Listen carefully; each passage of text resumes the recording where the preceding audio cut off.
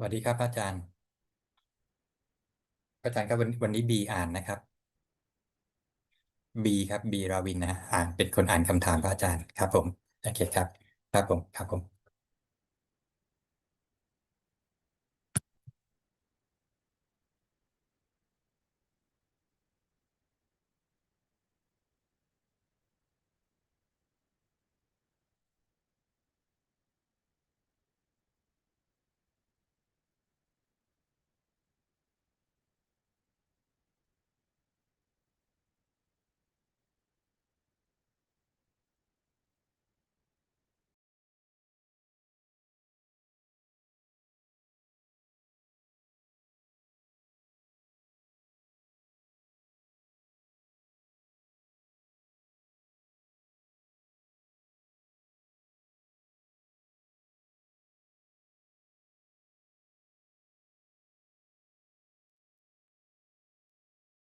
Hello and welcome to another Dhamma meeting where we will discuss the Buddhist practices of charity, morality, and meditation. Everyone who is interested is welcome to join. And our first participant is Mike Sheffield from New York. Good morning, Mike. Can you hear me? Good morning, Ajaan Suchart. Yes. What can I do for you today? So nice to see you today. Um, my practice has been good. I've been meditating a lot in preparation for my stay at Wat Metta next month, which I'm Mhm. very excited about. Um, Today, I guess I wanted to ask you about gratitude and ways to express gratitude. I feel like there's been a lot of, darkness in my life, but also a lot of reasons to feel very grateful. And sometimes it can feel like gratitude just in spirit is not enough. So today I just wanted to ask you about any lessons and teachings from the suttas or from the Buddha about gratitude. Well, the Buddha himself showed gratitude to his mother, who actually passed away 7 days after giving birth to him. But after he became enlightened, he had psychic power to connect with his mother, which lives in heaven. And he spent 3 months teaching her until she became a Sotapanna.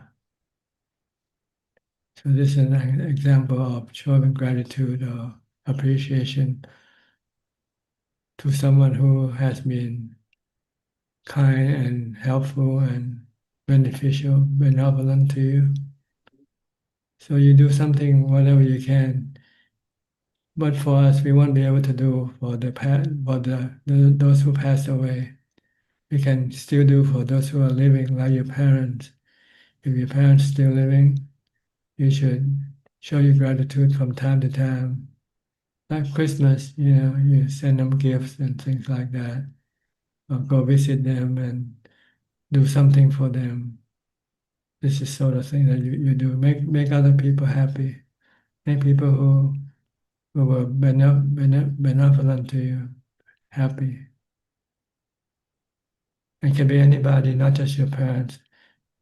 Someone who helped you once, you can now still show your gratitude. So the goal is not to forget one's gratitude toward people who have done something good for you, and especially in time of need. If they need your help, and if you can help, then you should not turn away. This sort of thing. But if you're not able to, then you just have to say accept the reality. Maybe in some situation it might not be possible for you to help or to do something. And you just have to use equanimity, I guess. That you're not able to do it.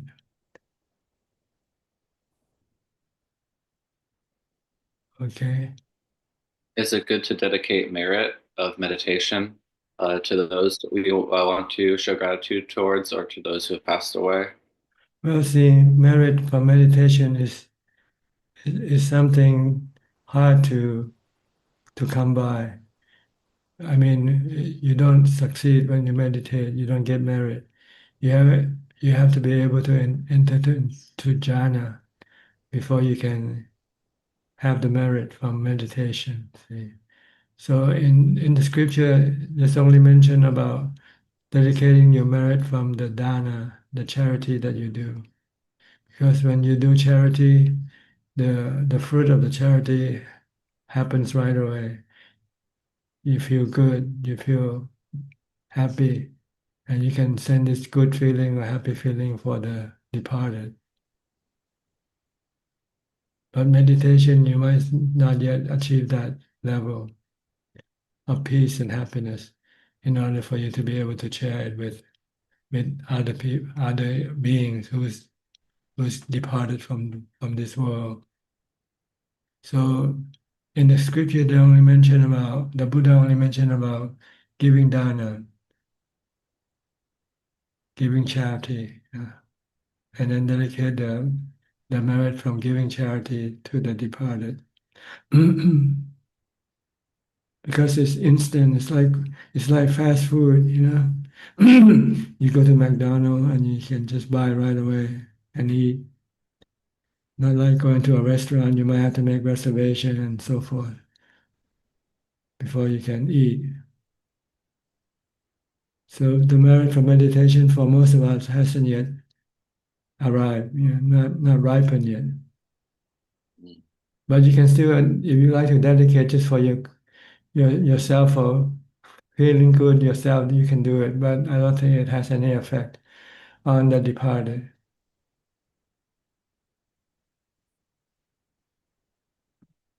Okay, and also the departed has to be waiting for you, for your for your dedication, for your sharing of the merit. If they're not, then they won't know that you have sent them the merit for them. But if they know, it depends on their status. If they are rich with merit, they don't need the merit you send to them. They can show their appreciation to your kindness.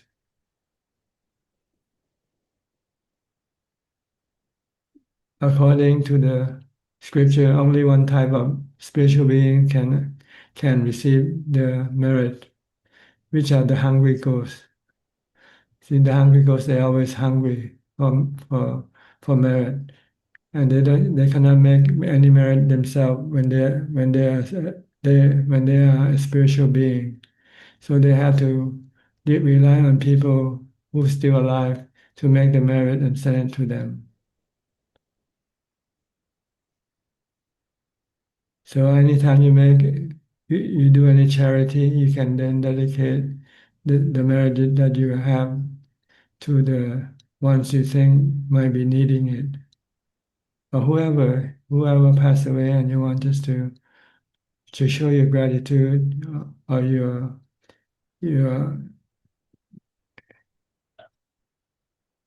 you're thinking of them, then you can send them the merit. Sometimes when you dream of dead people, then for Buddhists, we think that maybe the dead people is coming to ask for merit. So we tend to, the next morning, we go to the temple or go to do some donation or giving something for the temple, and then share the merit to the ones who you dream about. But it doesn't mean that spiritual being actually comes to you. Maybe it's just you thinking about them. But just to be safe, on the safe side, we would do the merit and dedicate it to them.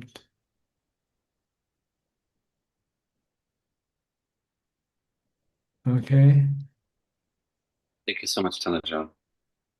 With Thai Buddhists, it's just automatic. Every time you give food to the monks, you give something, you offer something to the temples, then you dedicate this merit to the departed, whether it be your parents, your friends, or whoever you like to send it to them.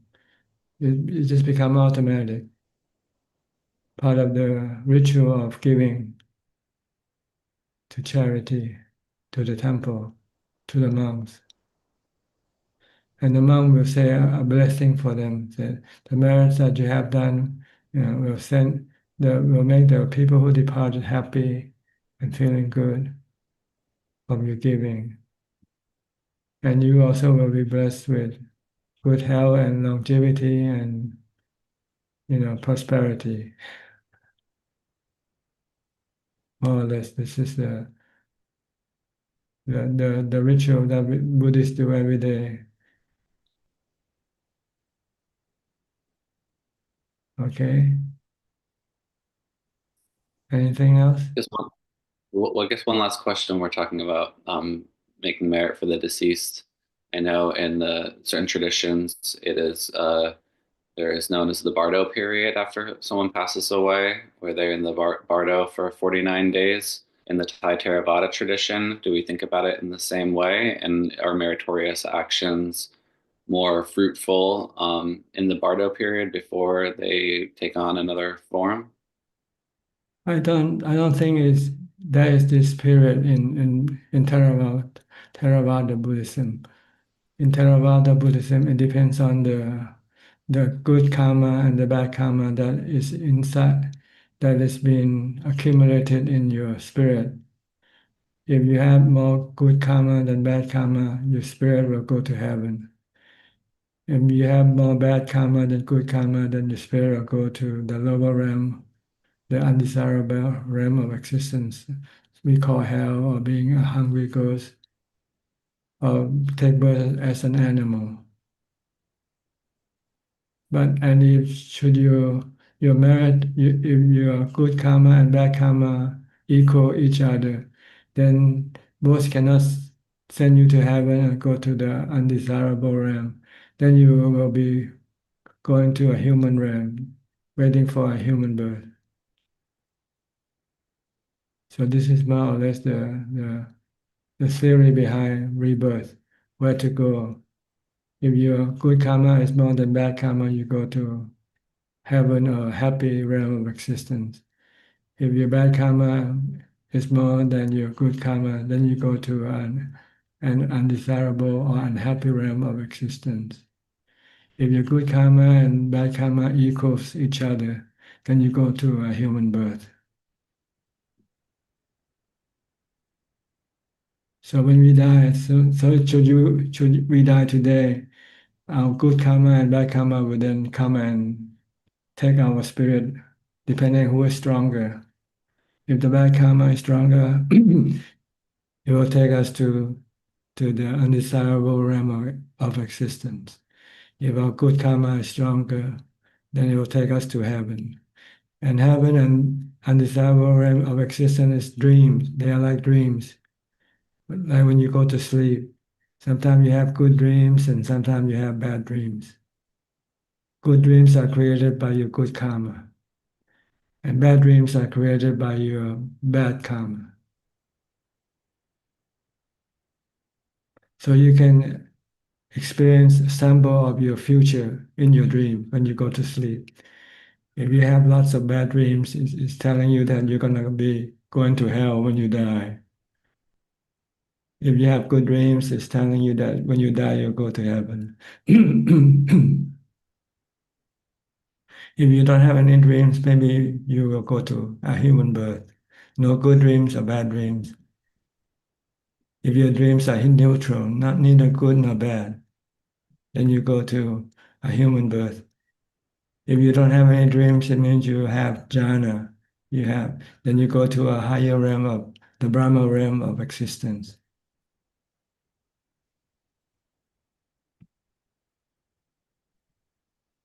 More or less, this is the theory behind the law of karma, dealing with our spiritual beings. The mind is going to be the spiritual being once the body deceases. When the mind exists alone, we call the mind spiritual being.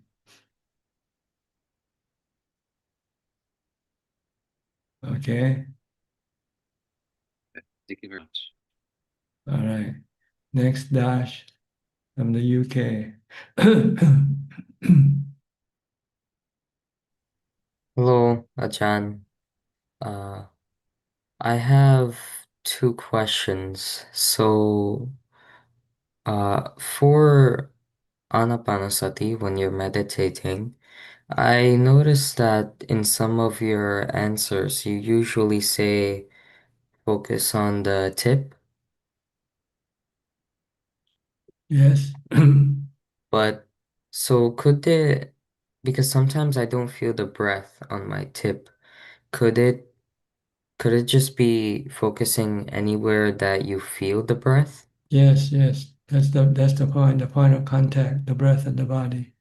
Okay, so not like Yeah. strictly the tip. Generally speaking, around the tip of your nose, above your upper lips, area above Okay, your upper lips.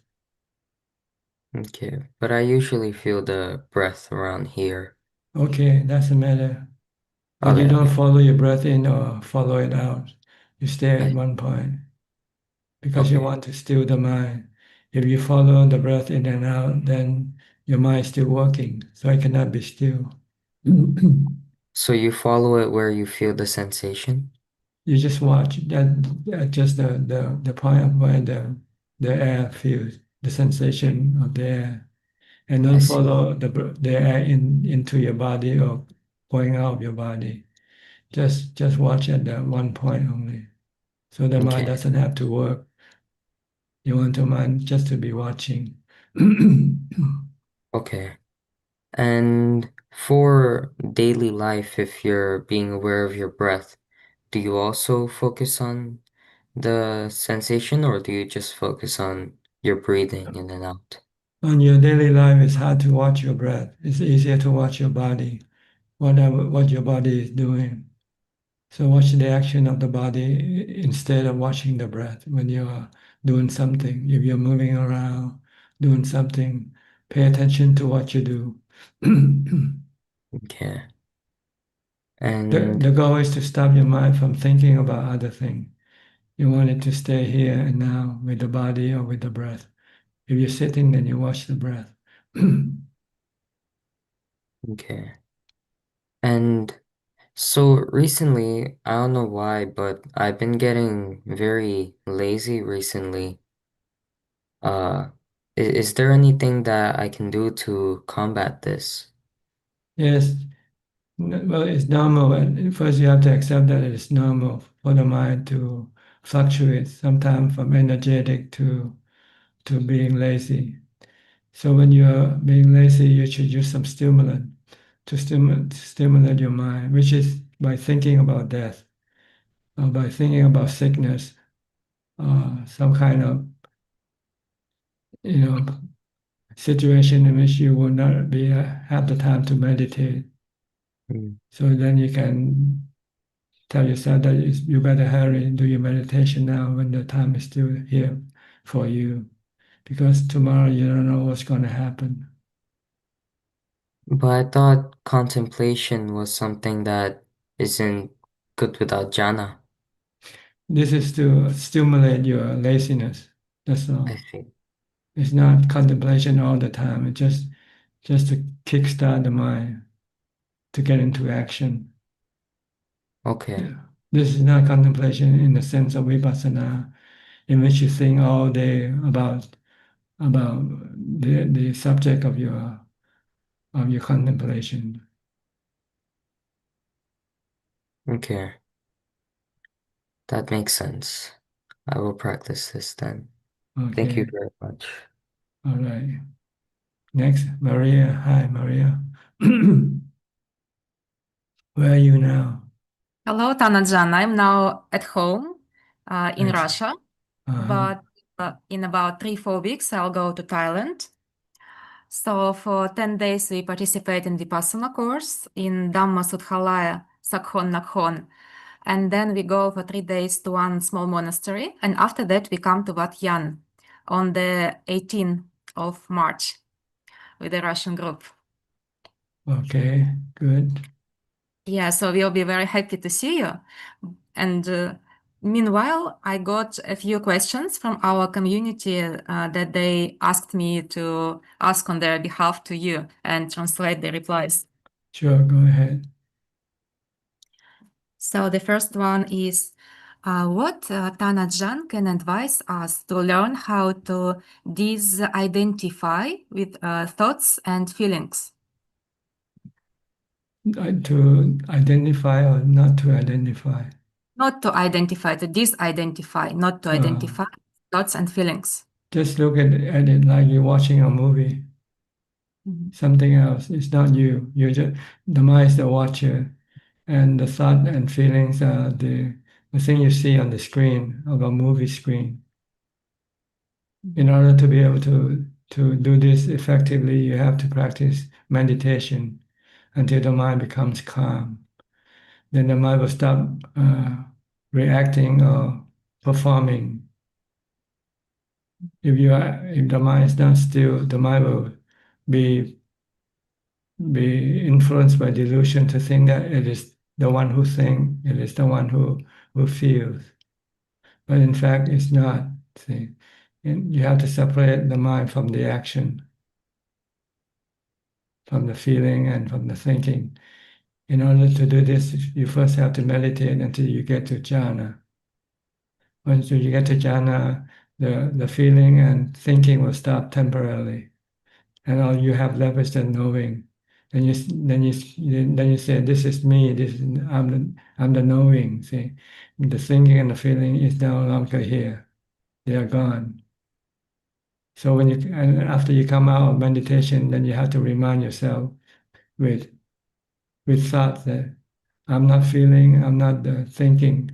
Thinking is just one function. Feeling is another function. I am the knower. I just know the thinking. I just know the feeling. Understand? Yes. Okay.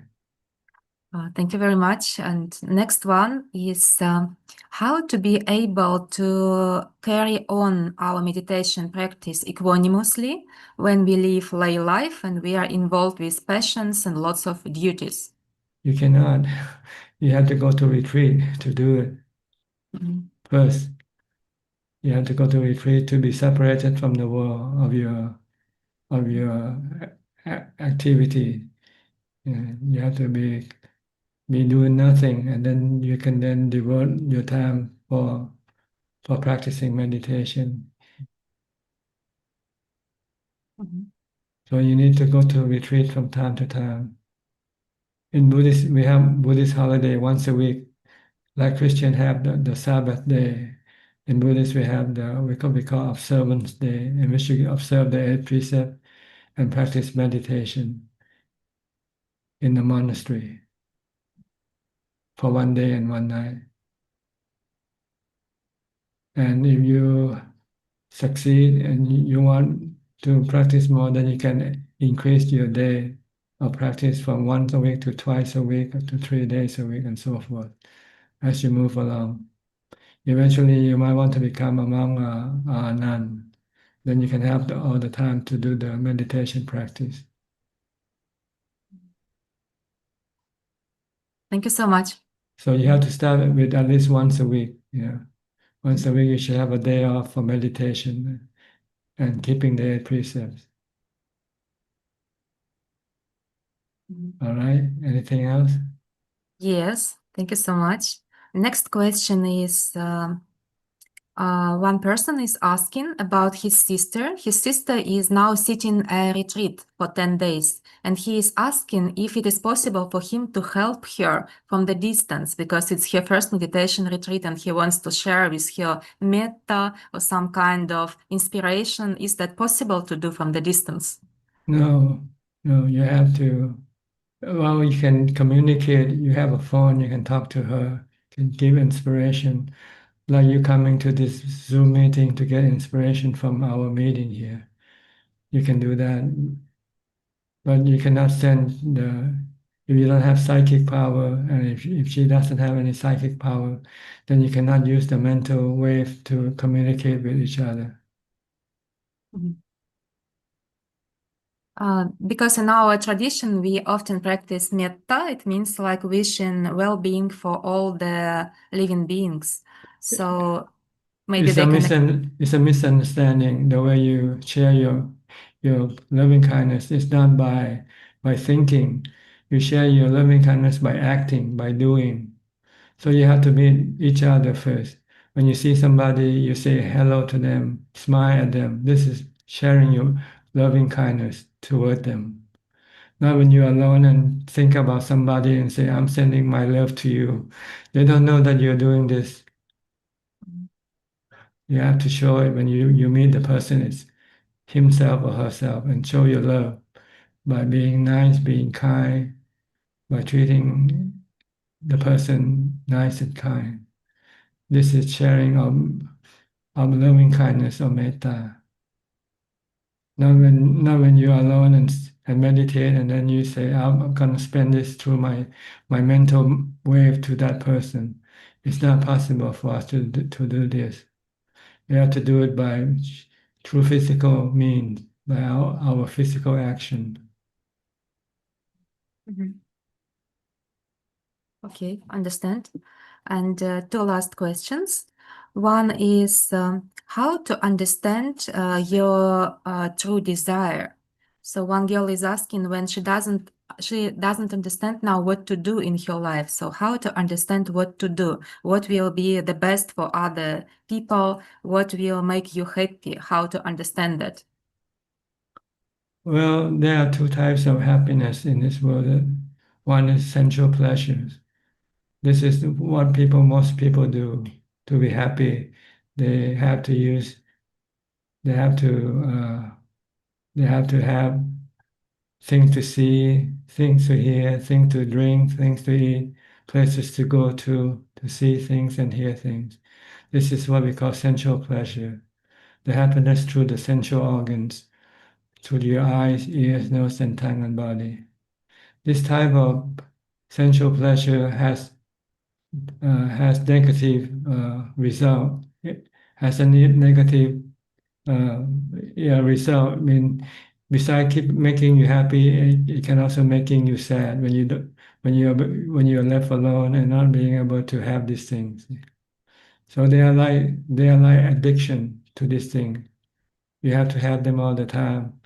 When you don't have it, then you feel sad, you feel lonely, you feel depressed. So this is not the kind of happiness we should go after. The Buddha said there is another type of happiness we call spiritual happiness or mental happiness. This is the practice of charity, morality, and meditation. When you want to feel happy, send somebody some money, for instance. Give somebody some money. You'll feel happy. Buying gift, be a Santa Claus every day if you want to be happy every day. Okay?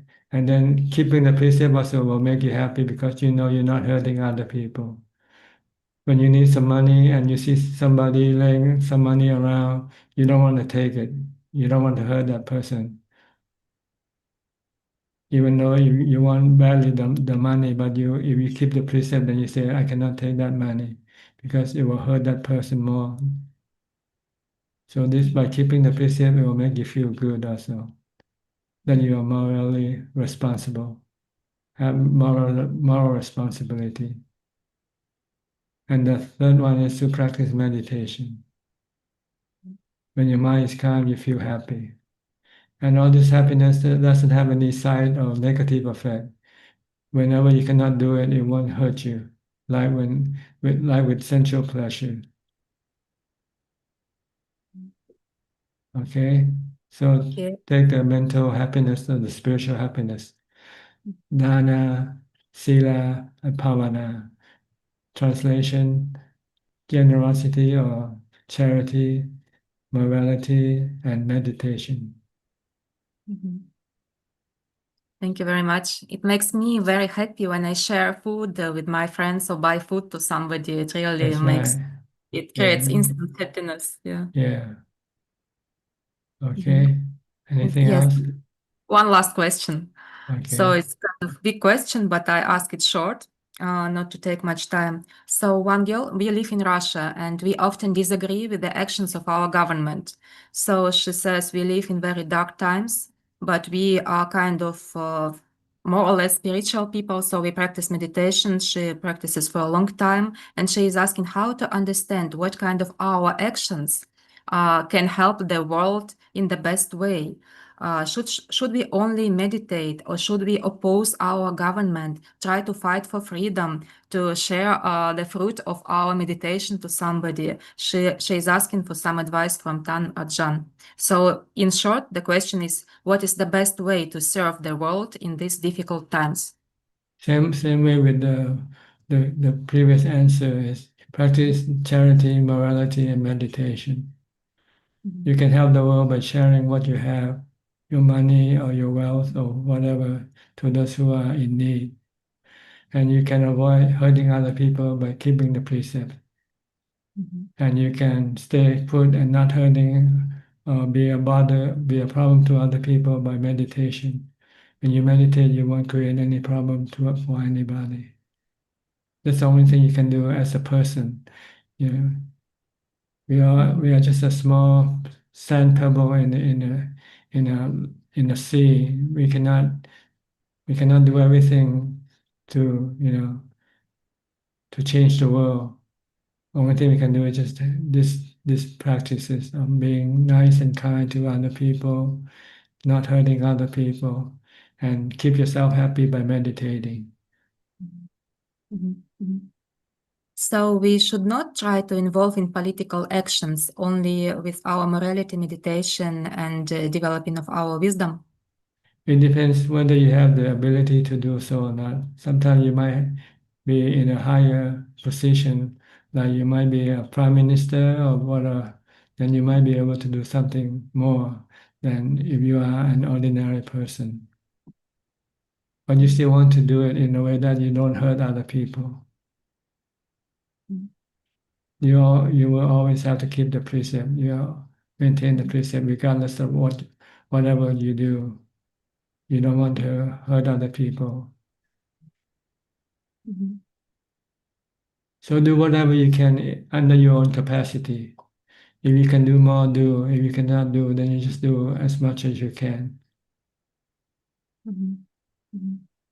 Thank you very much. And one last small question from me.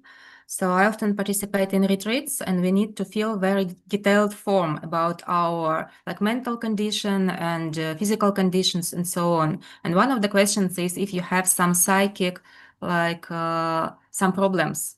And I had these kind of problems, but very long ago, like more than 10 years. And I'm really tired of writing all the time in the form because it doesn't influence the present much. And also I feel like I always need to come back to the past when it is already gone. So is it like breaking of my Shila if I don't mention that? Or I should like all my life mention something that happened to me in the past? I just now got this question because you said we should observe Shila all the time. You mean you worry about something you did in the past that bother you now?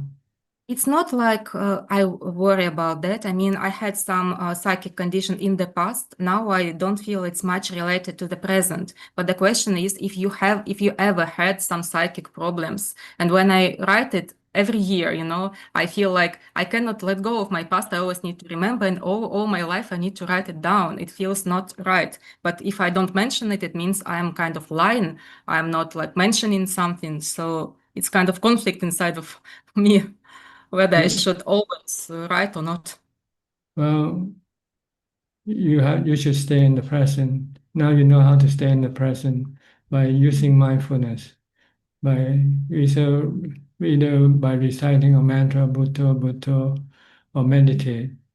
Once you stay in the present, then your thought about the past will disappear. So you don't have to do anything with them. Just stop thinking about the past, that's all. And the way to do it is to use mindfulness meditation. Be mindful. If you're mindful all day, then you cannot go think about the past or even the future, because your mindfulness will keep your mind in the present, here and now. And besides, the past or the past or the future is not real. They're just in your imaginations. The past is already gone, and you just keep bringing it back through your own imagination. And the future is not here yet, and it's here now because of your imagination. It's not real. The only thing that is real is what is happening now in the present. Stay focused in the present. Live in the present. Don't live in the past. Don't live in the future. By using mindfulness, such as a mantra, Bhutto, Bhutto. When you start to worry about the future, just use Bhutto, Bhutto to erase it from your mind. When you long for the past, also use Bhutto, Bhutto to erase your longing for the past. Then you'll be always constantly in the present. And you know that the only real thing that's happening now is now, here, now, in the present, not in the past, not in the future. So in conclusion, you can say there's no future, there's no past.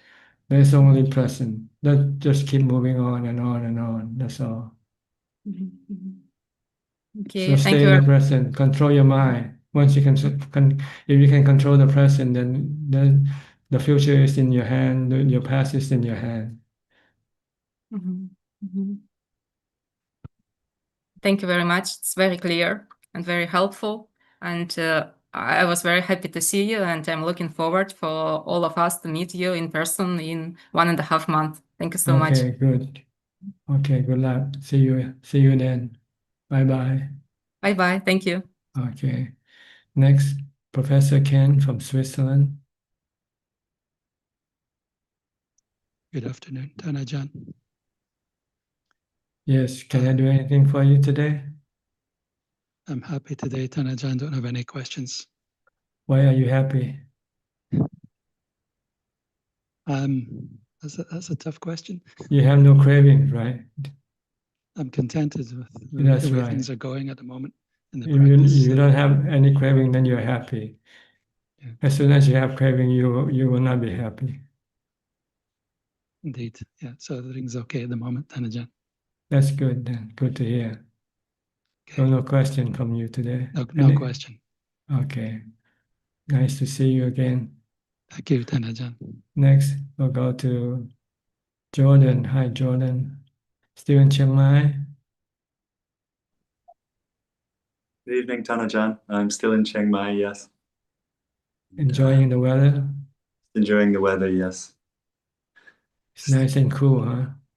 It's nice and cool at night, yes. Yeah. Mm. And starting to think about lining up work for when I get back to Canada in the spring. And, Okay. trying to enjoy my time here. So you plan to go work for a while before you do something else later? I'll have to work, yes. Mm. Just like everybody else. Mm. But you still continue with your spiritual journey? Yeah, definitely, Ajaan.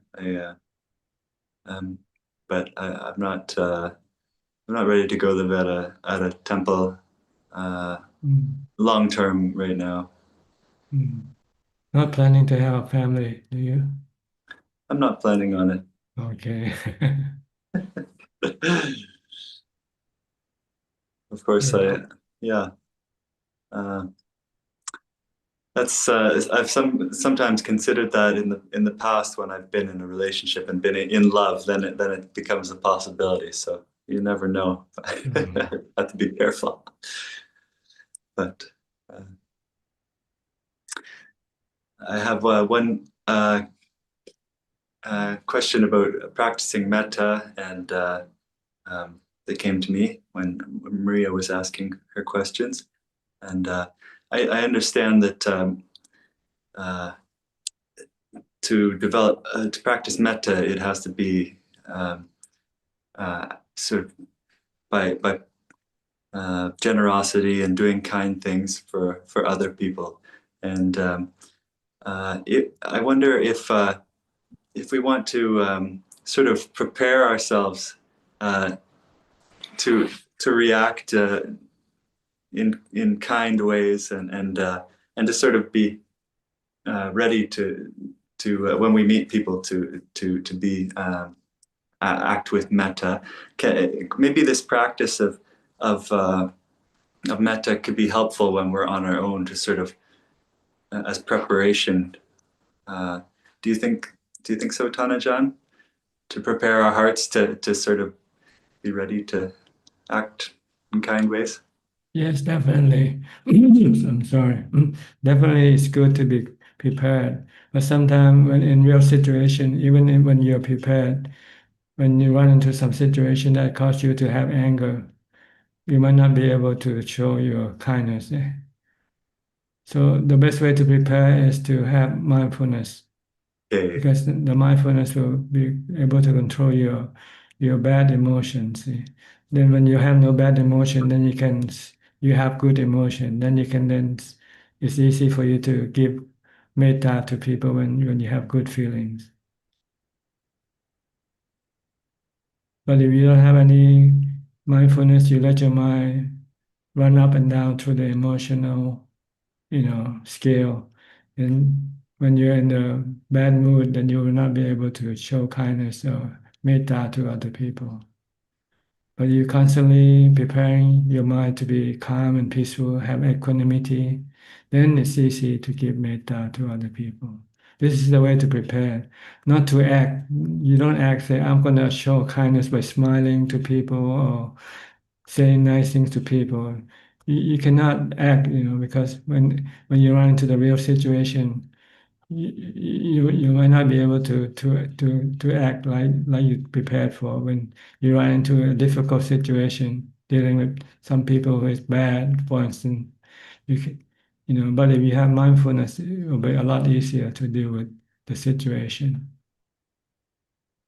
So you want to prepare yourself, prepare with mindfulness and meditation. The more equanimity that you have, the more easy for you to give metta, loving kindness to other people. Because when you have equanimity, you have peace and happiness, contentment. So then it's easy for you to give happiness to other people. But if your mind is not content, your mind is still craving for things, then it's going to be difficult for you to give. Because you still want something. So it's hard to give when you still want something.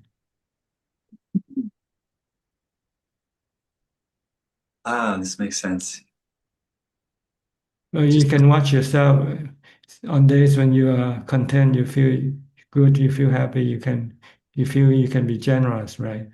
On days when you're still craving and hungering for this and that, you'll find it difficult to be generous. You're thinking about what I can get from that other person. Yes, more than giving. See. So mindfulness is the key for preparing yourself for being kind, being nice. You have to first to be content. You don't have any craving for things from other people. Then it will be easy for you to give. But if you still want something from other people, then it's hard for you to give. Oh, this makes so much sense. It's easy when you don't have cravings. So, okay. So the way people generally in the West, this is a very popular way to practice metta. Most people think that you sit down and you say to yourself in your mind these lines like, "May all beings be happy. May all beings be safe from harm.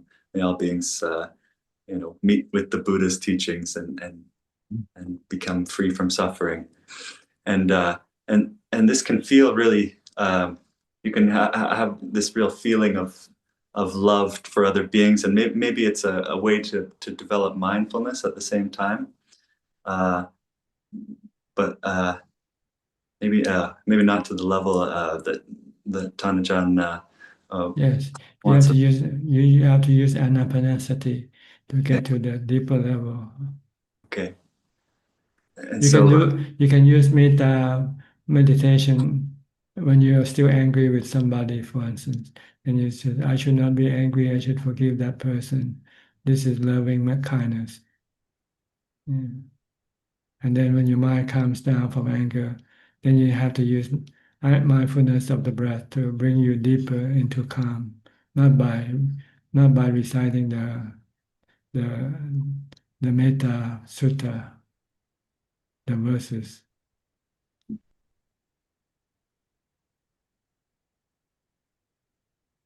So, Okay. so when you're angry at someone, you have to show kindness by forgive the person. When you can forgive the person, then your anger will disappear. Then your mind will calm down, so that you will be able to then concentrate on your mindfulness of breathing. If you're still angry, you'll find it hard to concentrate on your mindfulness of breathing.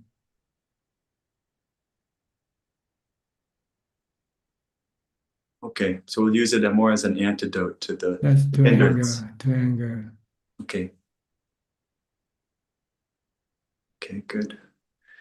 Maybe if our mind isn't strong enough to mindfulness isn't strong enough to focus on our breath, we could recite the metta. What is it? The metta sutta. That would be just as helpful as any of the other suttas to use as a sort of. It does help. It depends on how strong your mindfulness is to support your intention. Sometimes you have good intention, but if your mind doesn't have the support to follow through, then you will not be able to show your good intention either. So the stronger your mindfulness, the stronger your equanimity, then the more support you will have to support your good intention. If you don't have strong mindfulness or strong equanimity, when you have good intention, but when you have some bad situation arise, make you angry, you might not be able to show your good intention. Instead of showing your good intention, you might show your bad intention through your anger. But if you're alone right now and you have no anger, you feel, oh, I can be kind, be nice to everybody. But in real life, it doesn't happen like this all the time. Sometimes you have to run into a situation in which you are forced to do something bad or something. But if you have strong equanimity, strong mindfulness, you can resist that force of trying to push you to do something bad. Intention alone is not enough. Intention is good, but it has to be supported by strong mindfulness. Okay.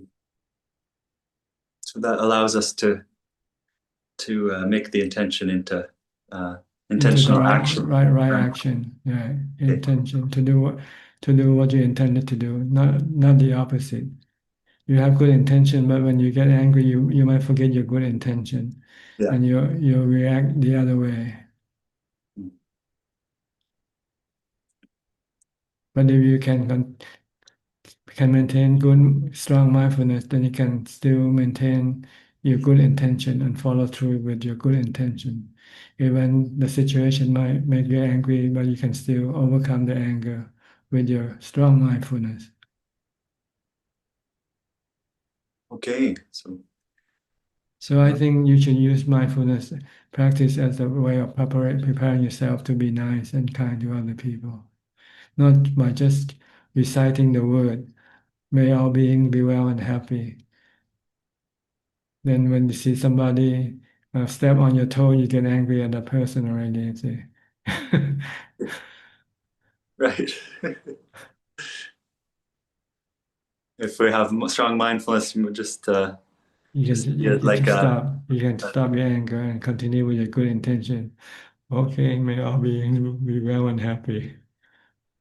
just like Even if they're stepping on my toes or stealing my money, may they still be happy. yeah. It's just a natural phenomenon. Yeah. Okay. Personal. Okay. Yeah, that's wonderful. Thank you, Ajaan. Anything else? Well, I was thinking when Mike was asking about karma. So sometimes I think about how. So generally, Tanajan, when as you've taught us, if we at the end of our life, depending on if we've made more good or bad good karma or more bad karma, we'll either go up or else are into a lower realm, or else be born as a human again if we sort of have a mixed bag, black and white karma. So and then I just want to clarify. So, but regarding individual actions that are good or bad that we make in our lives, good or bad actions, good or bad karma. Generally, the teaching is that we'll experience those. If we've done a good thing, we'll sort of in the future receive that result from a similar good action. Is that right? You So actually receive the result right away. When you do good action, you feel good. When you do bad action, you feel bad. It happens right away, immediately, right after you've done it. yeah, When you hurt somebody, you know you feel bad. After you realize that you hurt someone. yes. When you help someone, you feel good right away, right? Mm-hmm. And this good feeling and bad feeling will be contained in your mind, be kept in your mind for future action. When you die, then this good and bad feeling will then come out and take action, depending on which side is stronger, the good feeling or the bad feeling. Mm. If we maybe save somebody's life, a human's life, and then we're born as a human in the future, is it is the teaching that someone will save our life? That's a good possibility, but it doesn't mean that it will have to be then and there. It may sometime in your future life, if something happens to you and you have done something similar to other people, and then it will happen to you again. If you hurt other people, you will be hurt by other people. If you help other people, you will be helped by other people. Okay. This is another aspect of the result of our good and bad karma. When I mentioned to Mike just now, I mentioned the quality of the spirit that will send the spirit to the higher or lower realm of existence. But when you return as a human being, then this good and bad action that you have accumulated done in the past will also come and give result to you also. Okay. If you have someone who is in need, when you're in need as a human being, someone might come and help you.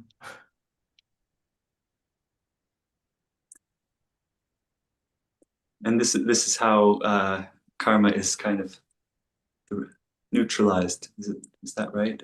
Yeah, it will eventually be gone. Most of the karma will be gone by the time you come to become a human again. It means your good and bad karma has already. If the bad karma is more than the good karma, then the surplus of the bad karma will be consumed as a spiritual being until the good and the bad karma equals each other. Yeah. Similarly, with the good karma, when you have more good karma than bad karma, then the surplus will send you to heaven and consume until it's gone. Once it's gone, your good and bad karma becomes equal. Then you take a human birth. But your action that you have done to other people will follow you again into your next life. If you kill someone who has been killed by you might come after you again in your future life.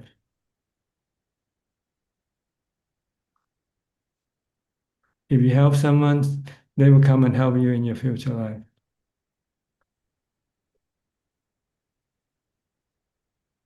Okay. Okay, Tanajan.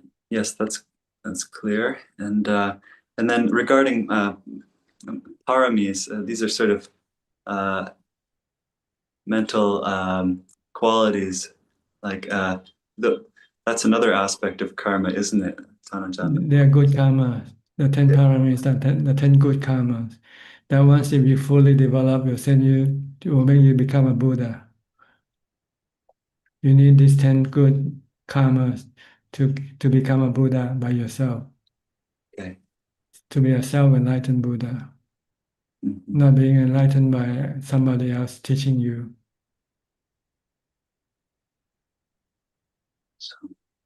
Like our present Buddha, he had developed these 10 good karmas.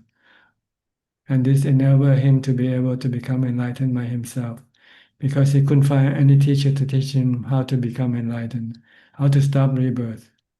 So he had to rely on these 10 good karmas that he had perfected in his past life. And dana, sila, and bhavana, could you say that they all involve these 10 good karmas? Yes, they are part of the 10 good karmas. So as long as we're practicing those, we're dana, sila, and bhavana will be developing. Yeah. Part of the 10 good karmas. Okay. Okay. Okay. All right. Yes, that's very helpful to understand how these aspects of karma are related. So thank you very much. Okay, you're welcome. Next, we will have Nining from Indonesia with her mother. Yeah, Achan, my mom wants to pay respect to Achan. Hi, how are you? Yeah, Can- fine. Can you hear me? Yeah. Here, Okay. heavy raining. Okay. Good to see And you again. yeah, Are you well? Are you happy? happy mouth. Happy. Okay, good. When Yeah. are you coming to give alms again? Give food again? Next week. Next week. Yeah, because Friday we will go to the dining hall next Okay. Friday. I mean next week, and then Saturday we will do pindapata, Okay. and then in the Afternoon, we'll we will listen to attend Dhamma talk. Dhamma talk. Okay, good. Yeah, Achan, I'm not planning to have family too. Good. Yeah, Having family is having dukkha. yeah, it's dukkha. Yeah. You alone is one pile of dukkha already. If you have a family, you have more piles of dukkha to worry about. Yeah, double dukkha. Mhm. Less is more. Yeah. Yeah, Have nothing is the best. When you have nothing, then you have no dukkha. yeah. No birth, no body. No Your birth, no body is suffering. dukkha. Mm. Yeah, but no suffering, no wisdom, Achan. Well, you need to have suffering first to teach you the wisdom. Yeah, Once you have the wisdom, then you get rid of all your suffering, and then you have yeah, nothing. You have emptiness. You have nibbana instead. yeah. That's the goal. Mhm. Nibbana is supreme emptiness. Nibbana palamang sunyam. Nibbana parang sukhang. Yes. Nibbana palamang sukham. The supreme emptiness is the supreme happiness. Yeah, yeah. I understand. I love emptiness. Having nothing is happiness. Yeah, Having a lot of things is having a lot of suffering. yeah. Always full of effort because see the end of the game, which is the The end supreme game, happiness. you lose everything that you have. Yeah, always cause Worry, anxiety, yeah. fear. Okay. Yeah, Achan. Thank you, Any Achan. question? No question. Thank you, Achan.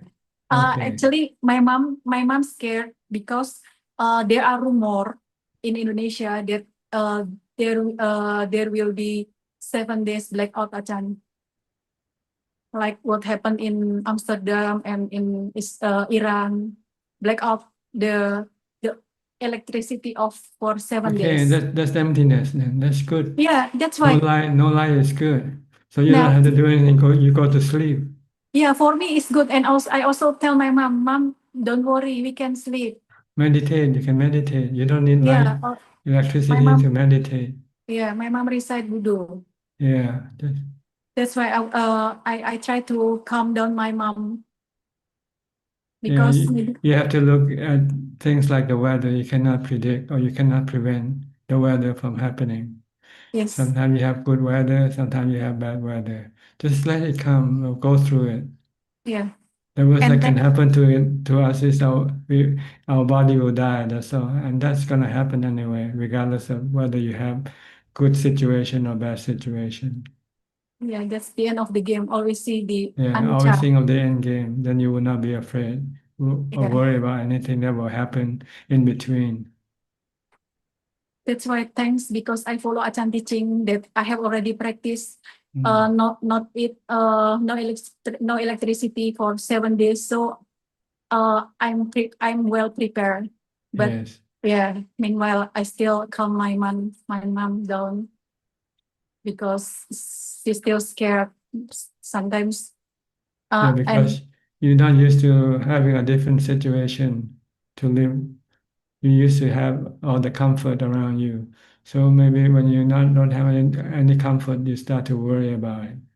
yeah, But you can actually live without anything yeah, I believe that Achan. because the mind is a spiritual being. It doesn't need anything. It doesn't need even the body. Yeah, You can give up the body and you still can be happy. yeah, I believe that Achan. The Buddha said giving up the body is the supreme happiness. Yes. Anicca vata sankhara. Body is temporary. Giving up the body is supreme happiness. Yes, yes, So don't cling to your body.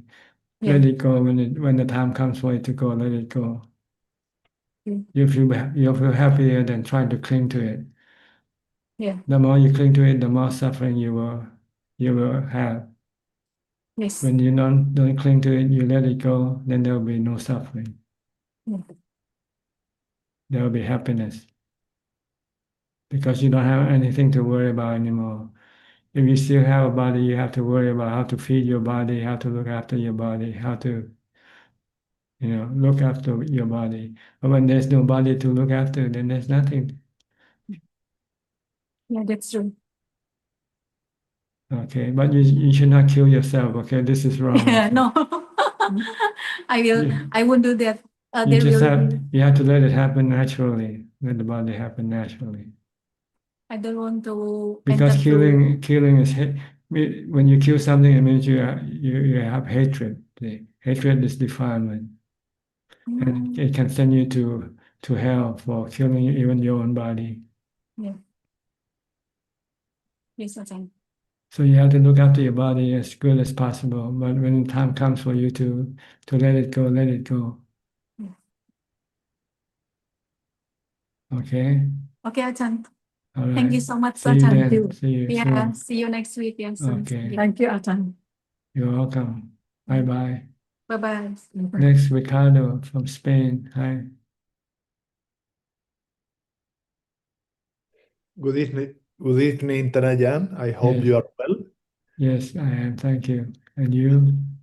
Fine, fine. I'm practicing. I'm practicing hard. Okay. Meditation, mindfulness?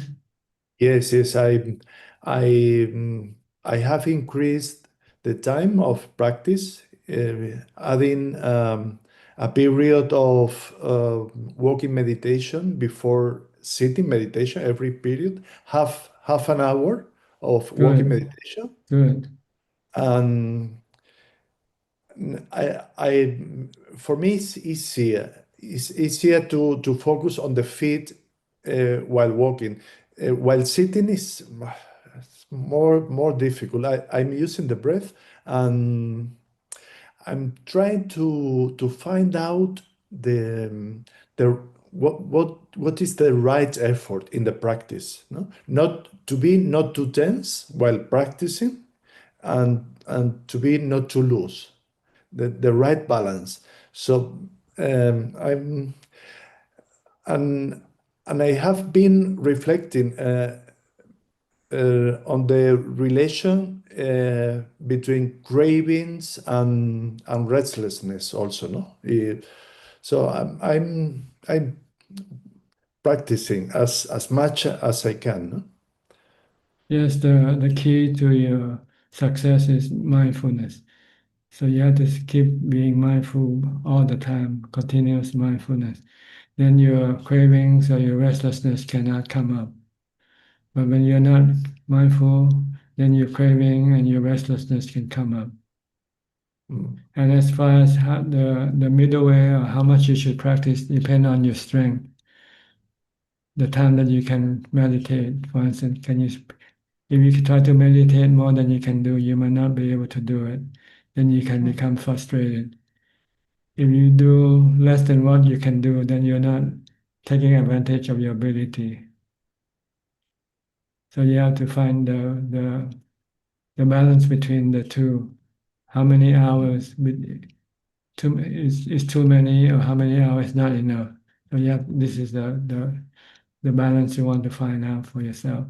But at least try to push first, no, push to practice more until you find that it's not so easy. Then you can then reduce the time of your practice to a more manageable level. Okay. Okay. Okay. Thank you, Tanajan. All right. Anything else? Nothing more. Thank you, Tanajan. Thank you. But try to be mindful all the time. You can be mindful all the time even when you're not practicing. When you're eating, you can be mindful. When you're taking a shower, you can be mindful. When you're dressing, you can be mindful. You can be mindful all the time by watching what your body is doing. Okay. I'm exploring the practice in the daily life, and I use Buddha and sometimes watching what we are doing, no? That's right. I'm exploring what is better for me to do. You can switch around back and forth. Sometimes you might find using Buddha good, you use Buddha. Sometimes if you feel tired of reciting Buddha, then you switch to watching your body. Okay. But you should always be mindful of something all the time. Don't let your mind free from mindfulness, because then your mind will start to become restless and agitated. That is very clear for me. All right? Without a focus in which I can anchor the mind, my mind is completely distracted. That's So right. I need a focusing, Yeah. or mantra, or the breath, or movement of the body, whatever. But I need a focus. Yes. Or sometimes you can use the 32 parts of the body as your focus also. Recite the 32 parts of the body. Hair of the head, hair of the body, nail, teeth, skin, flesh, skeleton, so forth. This can also bring your mind back to the present, calm your mind down. Okay? Thank you, Tanajan. Thank you very much. You're welcome. Next, we'll call to Samanji from Sri Lanka. Hi, Samanji. You didn't make it last week. We had a lot of people. Yes, Ajaan. Actually, last week I joined even 1 hour before the Zoom meeting, but I was told that there were so many people and to be given a chance to everyone, so they said they can't let you me in. in. So yes, because there were so many people, Tanajan. Yes. Okay. Yeah. And Are I you- shared the interview with you. Hope you saw it. Yes, The I saw the published link. interview. I Yes, haven't yet Tanajan. read the link, but I Okay, saw the link. Tanajan. Yes, yeah. Yeah. Today I have a couple of questions. Shall I go ahead? Sure, please go ahead. Yeah. Now the first question is related to what Mariah said a little while ago, Tanajan, regarding metta meditation. As I understood, what you said was like we can't bestow metta on others by simply thinking good of those people. My question is, Tanajan, we have been doing metta meditation for years. It's something I always do. So sometimes we think like, may our parents be healthy, happy, and may our friends be healthy, happy, may our sister and all be healthy and happy. Does it mean that by sheer thought, we can't just we can't do anything to make their lives happy? No, By just you can look at the result. Ask them, are they happier? You say last night you send them some metta, are they happier now? You can ask them. okay. Yeah. But Yeah, Tanajan. you can see them happy when you give them some gift, something they like. Okay. As soon as you give them something, they smile and laugh and hug at you. They're showing they're happy. See, but if you just meditate in your mind and say, "May they be happy," and the next morning you see them, they don't show anything because Okay. they don't get anything from your your meditation or mindfulness. Yes. So it will benefit us more than those That's the right. people whom we are thinking. That's Yes. right. Yeah. It's a way of meditating, calming your mind down. Especially when Okay, you have some Tanajan. issue with some people and you wish them well, then it will make your mind become calm and lose your anger. Okay. You can lose your anger that way. Okay, Tanajan. Then if the next question is also a bit related to the metta meditation question, Tanajan. Then can we share merit with a living person by making a donation, thinking of them, maybe No, you for a give the sick donation person? to them. You give them directly to them. Okay. No, by making a donation to a Buddhist monk or to a needy person, and Then by you're after that thinking that this. then you're giving metta to the monk. Whoever received the money from you is the one who received the metta. Thanajan, I mean, if that person is sick and we want to bestow some merit on that person so that he may get a speedy recovery, we think of that person's sickness and wishing him speedy recovery, we make a donation to a monk. Or this is something Sri Lankans have been doing, like they do No, it it's not sometimes. That possible. won't. It's not Okay, Thanajan. possible. You cannot. The reason why you send merit to the dead person because they cannot receive your help directly. So you have to send them merit by giving to charity, and then you send the merit that you get from charity to the departed, the person who died. But if the person was still living, if they need medical help, then you send the money to them and pay for the medical care, for instance.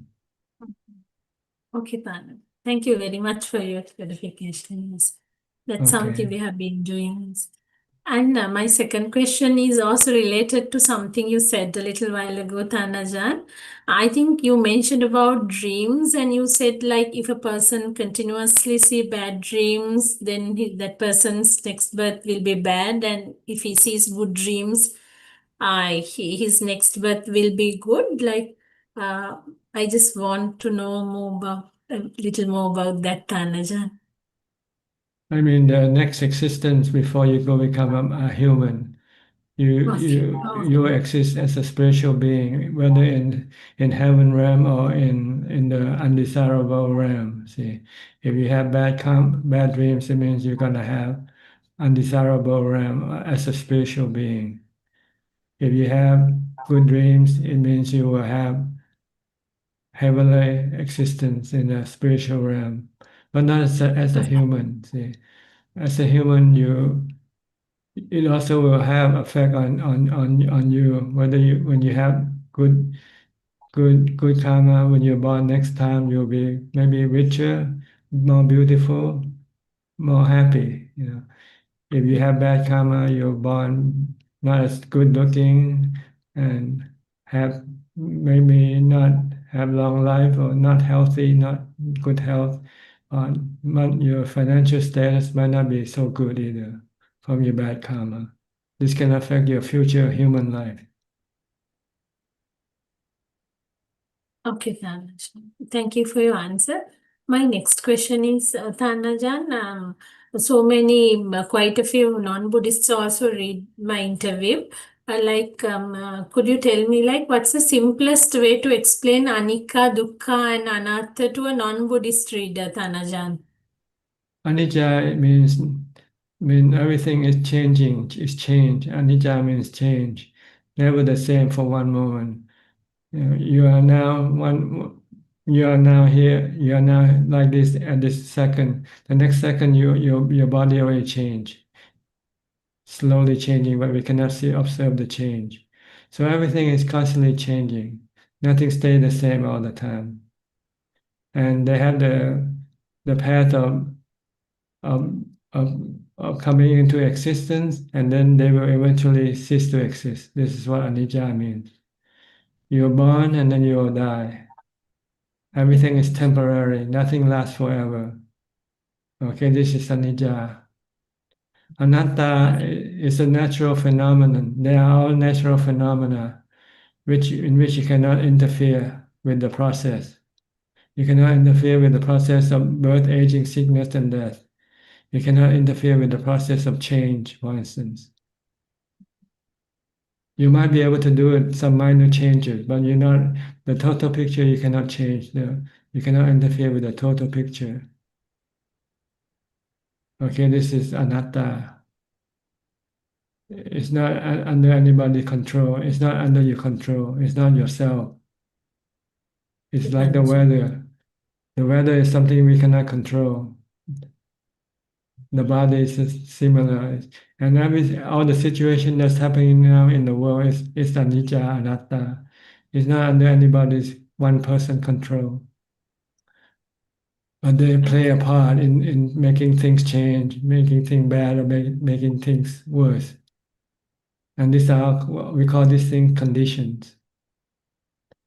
Everybody is a condition, not a self. We are not a self. We are a natural phenomenon that can contribute some changes to something that's happening. Okay, so anicca, and if we want to interfere, if we want to manage this thing, we can get dukkha. If we have cravings for the body not to get old or get sick or die, we get dukkha. We have suffering because we will not be able to achieve what we crave for. So don't crave for anything. Just let things be naturally. Okay, this is anicca, dukkha, anatta. Thank you for your answer. Do I have the time? Can I go ahead with my next? Go ahead, go ahead. Yes. Tanajan, now this is also related to something you said week before last, Tanajan. Now there's no self, that means anatta. I think you said that it's very easier to understand this when we reflect that body parts do not belong to us. Like here is not me, eyes are not me, like that. Tanajan, then like when it comes to thinking of our mind, for me, the difficulty arises with the mind because can we think of the mind in the same way as we think of hair or skin or eyes? Because the same mind seems to carry us through a samsara. It's the same thinking element or the mind that takes us throughout samsara. So then does this continue to create the feeling that there's an I or self? Because it's the same mind that goes. It's different from body parts. You have to calm the mind, to still the mind first. When you still the mind, the thinking of a self will disappear. Then you find out the self comes from thinking. Just like in the old days, people think the world is being flat. But it's just thinking, right? It's not true, right? And scientists have proven that the world is not flat, the world is round. And so too with meditative, we can prove that the mind is no self. The self is just a thinking about ourselves. When you stop thinking, then the self disappears. And all you have left is just a knowing when you enter into jhana. So it's not one particular mind that we have throughout samsara, just thinking elements, is it? Yes, every mind is a knowing element and has the Knowing. ability to think and to feel and to remember and to perceive. But it's just a function, it's just a natural phenomena that has no self in it. Just like the sun, does the sun have a self in the sun? Does the moon have a self in the moon? No. So too, there's no self in the knowing element. It's just an element. But it like takes carbon, us. like carbon, like hydrogen, like oxygen. Okay. Do you have a self in carbon, in hydrogen, in nitrogen? No, they're just elements. So too is the knowing element. The knowing element is also an element which has a special ability to know, to feel, to think, to perceive, to remember. That's all. And it has the illusion to think that it is a self, not an element. Okay, So you have to meditate and then use investigation to be able to separate the falsehood from the truth. Like scientists separate the thought, the belief that the earth is flat to prove that it's round by traveling on a boat and go in one direction and return back to the same spot without having to come back the same way. You go around the circle. So you prove that the world is round. Okay, Tanajan. Yeah. So you have Thank to you for your meditate. If you want to find out about the mind, the knowing element, you have to meditate till you get to jhana. Then you use the teaching of the Buddha to help you investigate the nature of the mind. All right. Thank you for your answer. My next question is, Tanajan, this is from a meditator actually. If on certain days or weeks, if they feel too lethargic to meditate, should they wait until they feel motivated or should they push themselves to meditate anyway? Well, they can meditate in a light way, not so heavy. Like instead of meditating, listening to Dhamma talk, sitting in meditation posture and listen to Dhamma talks, or reading Dhamma books, or doing some walking meditation instead of sitting meditation. At least try to maintain mindfulness as much as possible. You can do this all day long from the time you get up to the time you go to sleep. This is also considered practicing because you need mindfulness before you can meditate successfully. So when you don't feel like meditating, it means your mindfulness is weak. So you have to strengthen your mindfulness. Once you have stronger mindfulness, then you will feel that you want to meditate because you know you'll be able to control your thoughts more with stronger mindfulness. Is now is there a particular time in the day which is best for meditation? Usually we meditate in the morning. Anytime when you're free to do so, anytime when you're free, when you have the time.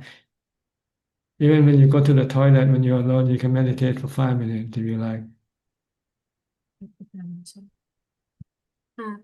Now, I think this is I can remember who asked this question. This is about Anapanasati meditation, Tanajan. Now, when we do Anapanasati meditation, we just focus our mind on the breath.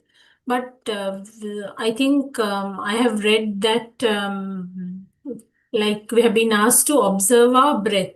So we have to observe our breath, inhale, exhale through our mind, right? Because we are closing our eyes and when we are meditating, we have to observe it through our mind, our inhale or exhale. Not actively, just passively.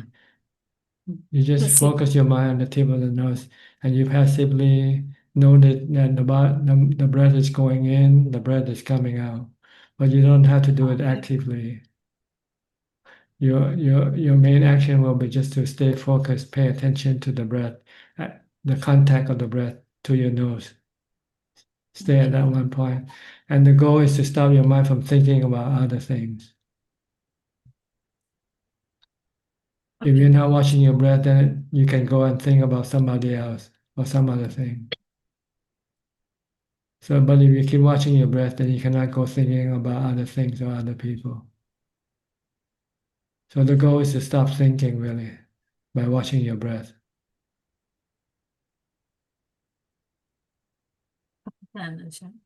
Thank you for your answer. And my last question, this is from a non-Buddhist friend of mine, Tanajan.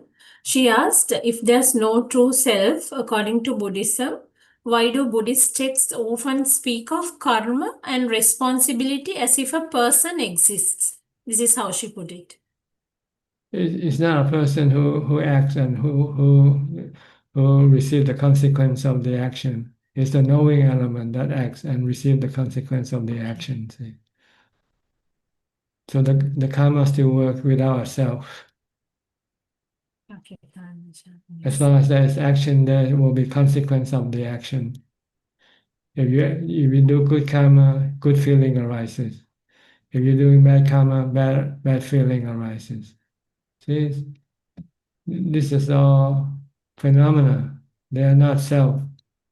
Feeling is not self. Action is not self. It's just action. They're just phenomena or process. Okay. Okay. Okay. There's no need to have a self to have karma. Karma is the one who acts the karma is the knowing element by using the thinking as the tool for doing the karma. You use the mind, you use your thinking, then you allow the body to follow your thing. Get up, standing, go have a drink, get a cigarette or whatever. This is all karma done by the mind first. The mind is the one who does the command and tells the body what to do. The body is not the one who actually doing the action. The body is just like a robot. Yeah, Tanajan. So Tanajan, this same thinking element exists after our death also. I mean, between one birth to next birth, it's the Yes, same same one, thinking. same one, same one. Same one. Yeah. It Okay. never dies. That the knowing element never dies. It's been changing body for many countless of lives, Okay.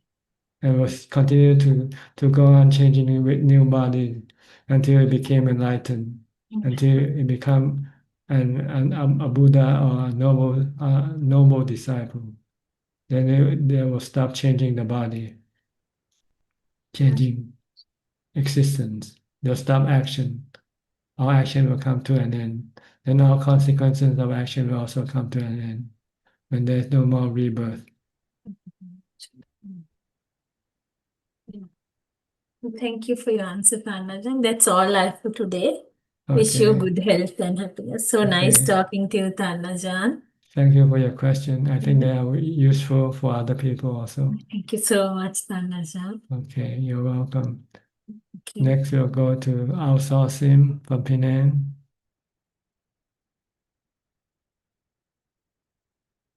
Good evening, Ajaan. No question. No question. I still continue my 6 hours, and other days I try to do 5 hours of hours challenge. Okay, good. Keep up with your practice. Thank you. Only way to get there is to keep on practicing, okay?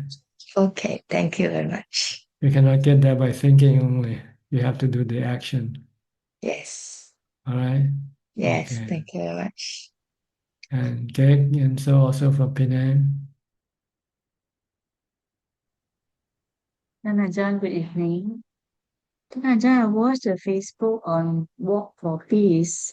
Surprised and happy to see that so many people in US appreciate the efforts. Yes. It's just a brief happiness, that's all. Even eventually a few days it will be gone.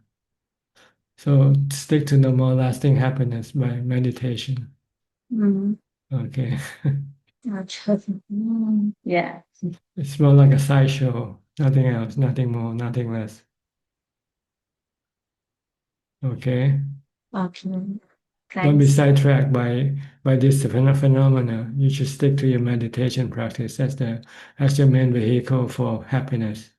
Mm. Okay. Yeah, noted. Thank you. All right. Next, Right. Christine Goe, also from Penang. Good evening, Tanajan. Yes. Are you happy watching the 19 monks walking? Why not? Because I'm happy with my sitting. Okay, you have better happiness, right? Yes. That's right. See. the best form of happiness is through meditation. Anytime, anywhere. Yes, as long as you keep doing it. Mm. Ajaan, I'm pleased to tell you my homework, and I did meditation and listen to Dhamma talk about 1 hour to 8 hours per day, plus minus. Listening all the time and not practicing. Practicing sometimes 1 hour, sometimes 2 hours, sometimes hit until 8 hours. I see. Good. Yeah. And do you have any result from your practice yet? Yes, I can improve if the pain I can just directly like take out like that. You Then no can. more pain. You're not disturbed by the pain anymore. Yeah. I have to control. Then I Okay. can easily take out the pain like that. Okay. Yes, Good. yes. Yes. You should learn to And live with the pain if you can. Don't oh, don't try to get rid of it, because wow. sometimes you cannot. When you cannot, you can become miserable. Yes, But yes. if you just learn to live with it, then you don't have to do anything. Let the pain be alone. Let it be itself. If it's gonna stay, let it stay. If it's gonna come, let it come. If it's gonna go, let it go. Just leave it alone. I have to practice more. More equanimity. You need more equanimity. Not easy. Or you can use mantra to help you when you don't have enough equanimity. Just keep reciting Bhutto, Bhutto, Bhutto, and then you will be able to live with the pain. Ajahn, sometimes I learn a new mantra. They said Hulu. Yes, you can use any type of mantra if you like, as long as if it's effective. If it works for you, it's fine. Yeah, because I don't have so much power when I said Buto. Then sometimes I say Pulu. Then the equanimity will be more stable. Good. You can use anything to keep your mind calm and not reacting. Mm. Just to be merely knowing. That's the goal of practice. To be merely knowing everything that comes, that appears, and then disappear. Don't have any attachment to anything at all. Let them come and go as they like. Ajahn, but sometimes I attach to the breathing. I feel so happy. Or when you meditate, you have to attach to the breathing to get to the Oh. no attachment level. Because you need a tool to bring your mind up there. Mm. When you attach to your breathing, you're actually letting go of everything else. You forget about everything else. Even when you sit and when you feel painful, just ignore the pain by concentrating on your breathing. But you need something to keep your mind still, either watching your breath or reciting a mantra or something, an object or something. You cannot just sit and have nothing to to to attach to. But this is a good attachment. There are tools to get you to the point where you can become detached to everything. Okay, I will continue from your advice. Okay. When you feel painful and you want to deal or manage the pain, start by reciting Bhutto, Bhutto, Bhutto. Recite, leave the pain alone. Don't leave the pain alone. Leave the pain alone. Let it be. Let it be. Let it be. There's a next challenge. If I like take out the pain, I take out the pain, then no more pain. Then if I watch the pain, wow, it become very big. Sometimes when you want to take it out, you cannot take it out. It will also become very big. Ah. So then what you do? You have to then leave it alone. Just merely knowing the pain. Don't react to the pain. Okay, I will try for my next level of improvement. Okay, good. Thank you, You're Tanajan. welcome. Next, Marsha from Ohio. Haven't seen you for a few weeks. Okay. Hello, it's good to be here. I'm down in Florida now for about 5 weeks. So Okay. I found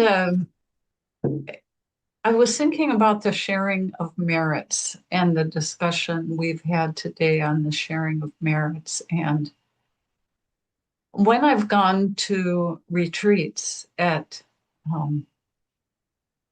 I go to a Burmese Thai temple out in Las Vegas from time to time. And so I've learned the prayer of the sharing of merits, and we usually recite it at the end of the day after the last group sitting. And then we also recite the prayers to the Buddha, the Dhamma, and the Sangha. And I was always very interested in, when I first took this up, the reference to the noble ones, the four pairs and the 8 individual noble ones. And then more recently, I've been reflecting on the sharing of the merits, where you share the merits to your parents, to your relatives, to your teachers, to the guardian nuts, to the devas, to all living beings in the 31 realms. And, you know, nobody ever told me to do this, but recently I've started, when I say this prayer, I will also flip it to myself and I'll say, I receive the merits being shared from noble ones everywhere. And I'll, imagine the Buddha's disciples who, all over the world, Buddha's disciples, those who have realized the path and the fruits, they're sharing merits like every day. I mean, thousands. And so I'm like trying to receive that, focus more on receiving than giving. Is that a skillful thing to do, to like try to There's not any truth in what you say at all. It's all imagination. I thought you were going to say that. The only real thing is the merit from meditation. Oh, the merit from giving. When you're giving somebody something, you feel good. And that's what it means. The merit, it means good feeling arising from good action. Then you can share this good feeling for the spiritual being. But for living beings, you have to actually send them the gift itself. If you want your mom to be happy, send her some gift. Flowers or any being or any beings if you like. If you like me to be happy, send me some gift. I'll be happy. No, I don't want any gifts. I don't want people to send me gifts. But that's what happens. That's what happens when you feel happy is when you receive some gift, not just by people saying, "Oh, I send you some happiness." It's meaningless. Just sending happiness. You cannot send happiness. That's why we have Santa Claus. See? Santa Claus has to go to everybody's house to give gifts to make everybody happy. Not by just sitting here and meditating and radiating your imagination. May all beings be happy. If that's the case, then we shouldn't have any war in this world. Everybody will be happy because everybody's sending happiness to everybody else. But in real life, we don't send happiness. We send hostility. We send violence. We send pain. So for me to receive merits like that from monks all over the world, like monks who have realized Impossible. Can I receive it after I die? I mean, we're talking about sharing merits with departed people. Is there any truth to any of it? There's some truth, but it's not in the sense that we think about. The only way to share merit is through giving of charity, When you give charity, you give somebody things and make them happy, you have good feeling, you have happy feeling inside of you. Then you can share this good feeling with only the spiritual being, and only one kind that can receive this special merit or good feeling is the hungry ghost spirit. That's all. The rest, they have their own way of getting merit. They have their own way of making themselves happy. So they do not come and wait for other people to send them the merit or the good feelings. If you have somebody who died and come into your dream and ask for help, that it means that this person is a hungry spirit, hungry ghost, and need you to send them some happiness. Then you can create happiness by giving something to charity. Then when you have that when you have done the charity, then you have a good feeling. Then you can send this good feeling toward that spiritual being. But other types of karma that we do, they're not sendable to other beings. They are for ourselves alone. Meditation is for ourselves, for our mind. They are good karma, but it's for ourselves. We cannot share this with other beings. Yeah, I think I've always leaned in that direction. And one of the main teachings also is that we're the owners of our own Karma. deeds, and we will be the heir. That's We'll right. inherit our What own we deeds, do, what we do. what we do. So yeah, sometimes I think the traditions It's that being some of the misinterpreted. traditions- They are being misinterpreted. yeah, They have good yeah. intention, but it's misinterpreted. Mhm. But people tend to believe in this thing because it's so easy to do, right? Or you Oh have yeah. to do, you don't have to do anything. Just think, I share my merit to everybody in this world. What kind of merit are you gonna share? You haven't got merit for yourself yet. Yeah, yeah. I And mean, if it's the case, then the Buddha not have to do any teaching, just send his merit and we all go to Nibbana.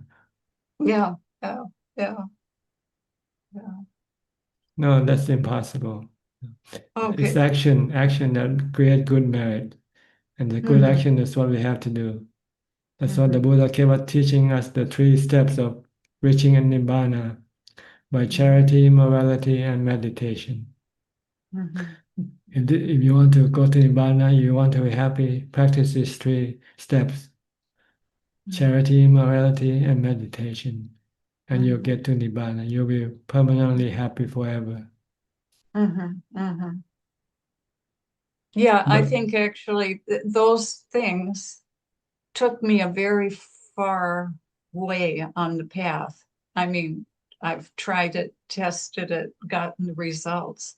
And then sometimes, I just start to think of the tradition and, complicate it, I need to stick to the very basic thing that has given the great result, which That's is right. the practice. Calm, Just peace, the happiness. Yeah. Yeah. The end Okay, of, well, the end of suffering. This is the goal of our practice. Once there is no suffering in the mind, then there will be permanent happiness. Okay. Yeah. And unfortunately, you cannot share this with other people. You can only teach other people how to do it, but you cannot give the result that you have achieved to other people. It's like the other time when there's someone who won the Nobel Prize and give the medal to president, but they say it's not Yes. transferable. This is true. Just like that. Just like that. That's a great example. Yeah. Oh, yeah. Yeah, it's the practice. I mean, I was meditating the other day and the mind was becoming a little empty. And then I was thinking, yeah, this is the quiet mind without thinking. And when I get to that point, sometimes it's like, it's hard to stay in that place of no thinking. There's still that little, that desire for a Your craving distraction. still exists. It's still active. Craving is still there, right in the background. Your mindfulness is not strong enough to overcome it. So you have to practice more mindfulness. You haven't reached the full point of concentration, the full point of emptiness yet. Yeah. When the mind becomes totally inactive, then the craving cannot do anything when the mind becomes totally still. So keep practicing more mindfulness and practicing more meditation. Okay. And don't worry about sharing your marriage with other people. Okay. I won't worry about getting the merits from the noble ones either. They I can need give to you. do my own work. Yeah, you are your own refuge. The Buddha said. Okay. Thank you so much. Okay, you're welcome. Next, we'll go to Nita and Saket. Hi, haven't seen you for a while either. Namaskaram, Ajaan. Yes, actually, last to last class, I think Neeta was a bit unwell. I see. Last class, we had to attend a funeral in another city, so it's been a bit busy. Okay. Yes, Rajan, we're very happy to get in, and sounds like it's been very busy. A lot of participants wanting to come, and very happy to see everybody and learn. I had one question, Rajan, and I'm asking this question with permission from Neeta. So Neeta loves cats a lot. And we have some cats in our neighborhood who've given birth to kittens. And now the male cats have started to come around. And, I think they sometimes try to attack the little kittens and, maybe they're worried that they'll one day grow up and become males and attack them back or what. I'm not sure how their mentality works.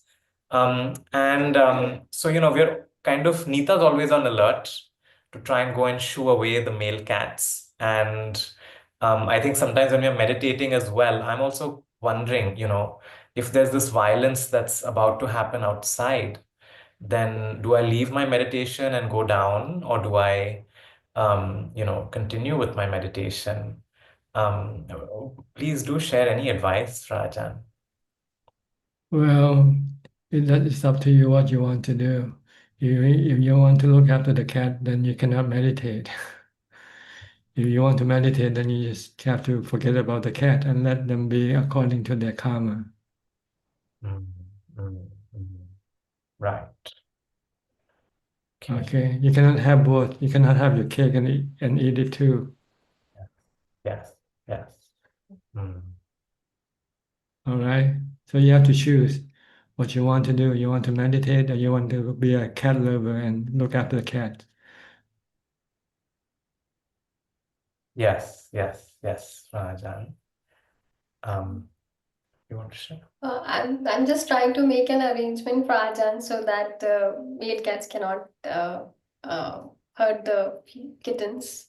So that once that is set up, then I don't have to worry about it. So I thought Okay. You have to do what you have to do. I would just try a little and then leave it to their karma. That's what my thinking was. It's difficult for me to see their suffering, yes.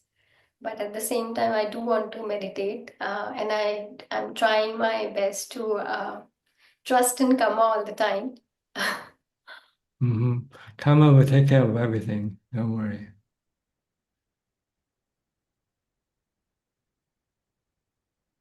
Maybe death is one solution of karma. When you die, then you don't have to suffer anymore. Look at it in a positive way. When you're alive, you have to suffer because you have a body. But when the body dies, then there's no suffering regarding the body anymore. You don't have to worry about eating. You don't have to worry about going to see a doctor, see a dentist, or anything like that without the body. So if you look at death, sometimes it's a good thing to happen, But as long as you don't do it yourself, You don't kill the body. As long as you let the body die, then our problem is solved, regarding that body anyway. This is one way to look at it with equanimity, with wisdom also. When there's nothing to lose, there's nothing to suffer. When you have something, then there will be something for you to suffer. Right? Yes, Get the point? I do. We've seen a few kittens die in our colony. This has been happening for some time. So also I have just taken a side project of getting the cats neutered. So The best way to stop that is to stop rebirth. Once there is no rebirth, then there will be no death anymore. But you cannot do it for everybody. You can only do it for yourself. Everybody has to find their own salvation. You can teach them how, but that's all you can do. Stop rebirth by stop your craving. That's all, by practicing meditation, morality, charity, and wisdom.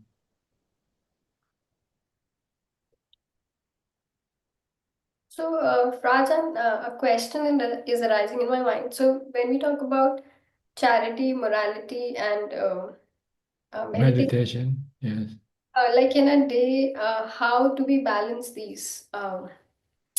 Like if I have a chance to go and do some charity, or if I can sit back at home and meditate, how should I make a choice?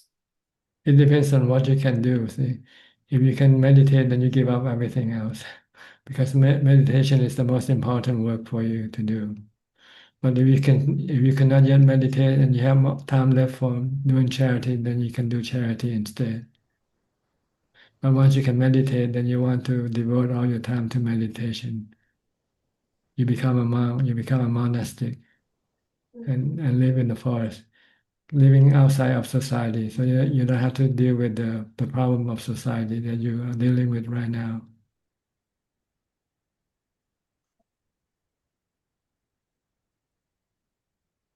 And then the practice of morality, like how do we test that we are being a moral person unless we go out and have some situations in which we are able to really see ourselves practicing it? You don't have to test yourself. The better is to protect yourself first by not exposing yourself to any test. Because you want to devote your time to meditate. And by not breaking any precept will support your meditation practice. As long as you're not breaking, it's good enough. You don't have to go test yourself whether you have the morality or not. If you can keep the eight precept, it's good enough because the eight precept will support your meditation. You can tell whether you're gonna break the eight precept or not, right? Whether you're gonna eat after midday or not, whether you're gonna watch TV or not. This is already a test for you concerning your morality. So keep the eight precepts and then devote all your time to meditation. Then you don't worry about charity. But if you cannot yet devote all your time to meditation and you have lots of time on your hand and you want to feel good, then you use it for charity first. Rather than spending your time for sensual pleasure, spend your time on charity instead. But once your meditation start to move, start to go forward, then you want to devote as much time as possible for your meditation, because most of your goal rely on your practice of meditation to get you there. Charity cannot get you there alone. Morality cannot get you there alone. You need the practice of meditation and wisdom to get you there. So it depends on what level or what stage of your practice you are in right now. If you cannot yet spend all your time for meditation and you have some time left to do some other thing, then you can use it on charity, helping other people, those are animals who need your help. But you have to be careful not to be attached to them until you forget your main practice is meditation. Eventually, you want to become fully involved with only meditation and keeping the precept. Like the Buddha, he left the palace and then he lived as a monastic and devoted 6 years for meditation, for calm and wisdom until he became enlightened. After his enlightenment, then he devoted all his 45 years remaining of his life to charity by teaching Dhamma to other people. So you have to know where you are now, what you need to do at this point. Don't get confused and get everything mixed up.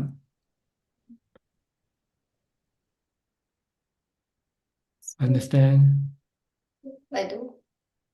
Okay. All right. We have a little time left, so I have to move along. That's Okay. all for now. Thank you so Thank you, much, Prajan. Ajahn. Okay. Next, Sulan, you have about 3 minutes for your allocation, if you don't mind. Yeah, hello, Ajahn. Yeah, happy to see you. Sadhu, Okay. sadhu. Yeah, I have some questions. Okay, go ahead. Yeah, just now you mentioned about about giving things, right? When I try to give things and be a Santa Claus, then I realized that I usually get very stressed when I try to buy things because I have to think of what to give and then what to get, when to give, how many to give, who to give. Then all this makes me very stressed. So even though I'm doing something good, giving out things, but before I give things, I will get very stressed. So I don't know whether am I actually doing good. You have to think first. How much can you give? First of all, how much money can you give away? Then you think of the person that you should give first. Who should you give? Okay. Then you should first, if you don't know what to buy for them, just give them gift voucher. Buy them gift voucher, and buy they them can by buy gift. whatever they want. So Oh. simple like that. That's all you need to do. Yeah, but I will think of, oh, I got so many people I want to give. I don't know if I'm being greedy or not. You have to look at the capacity of your giving. How much can you give? Oh, okay. Look at your pocket first. How much you give away.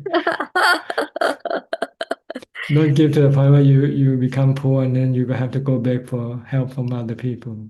Oh, okay, okay. Yeah, that's true. And I tend to give to people who has been kind and nice to me first, Oh, to pay my gratitude first. yeah. But I feel like there's many people that's nice to me. Then Okay, I then end you up give them, but you have to divide them up. I'll divide them up. Yeah. Yeah. Oh, okay, okay. I will try to do that. Yeah. Because every time I felt so stressful, then I feel like so many people I want to give. Then Yeah. Give to someone who is most important to you first, like your father and your mother. Oh yes, yes. Okay. Yeah, recently I gave And then you give priority to people Oh. from what they have done for you. So you want to pay back in a way to Oh. show your gratitude to them. Okay. Yeah. Then if you still have something left, then you can give it to other people, whoever you like. Oh, okay. Yeah. Oh, that's very wise. Yeah. Okay. Oh. Anything else? Yes, I have another question. Just now, I mean, at the start, you talk about dreams, right? Actually, I recently had a bad dream, and then in my dream, yeah, I felt very scared. Then I suddenly remembered to kind of chant Anicam, Dukkam, Anattam, to kind of counter the fear. But it only worked until I lost focus on the mantra. Then I go back to feel scared again in the dream. Then you have to do again. Then you have to recite the mantra again. In the dream? Wherever you can. What did you do before that? When you recited the mantra. Did you do it in your dream or when you're awake? Actually that day just nice during the daytime, I was reciting the mantra. So at night when I was having the nightmare, then I remembered to recite the mantra in my dream. If you want to get rid of the bad dreams, then you have to do some good karma, see, to counter the bad karma. Good karma. Oh, okay.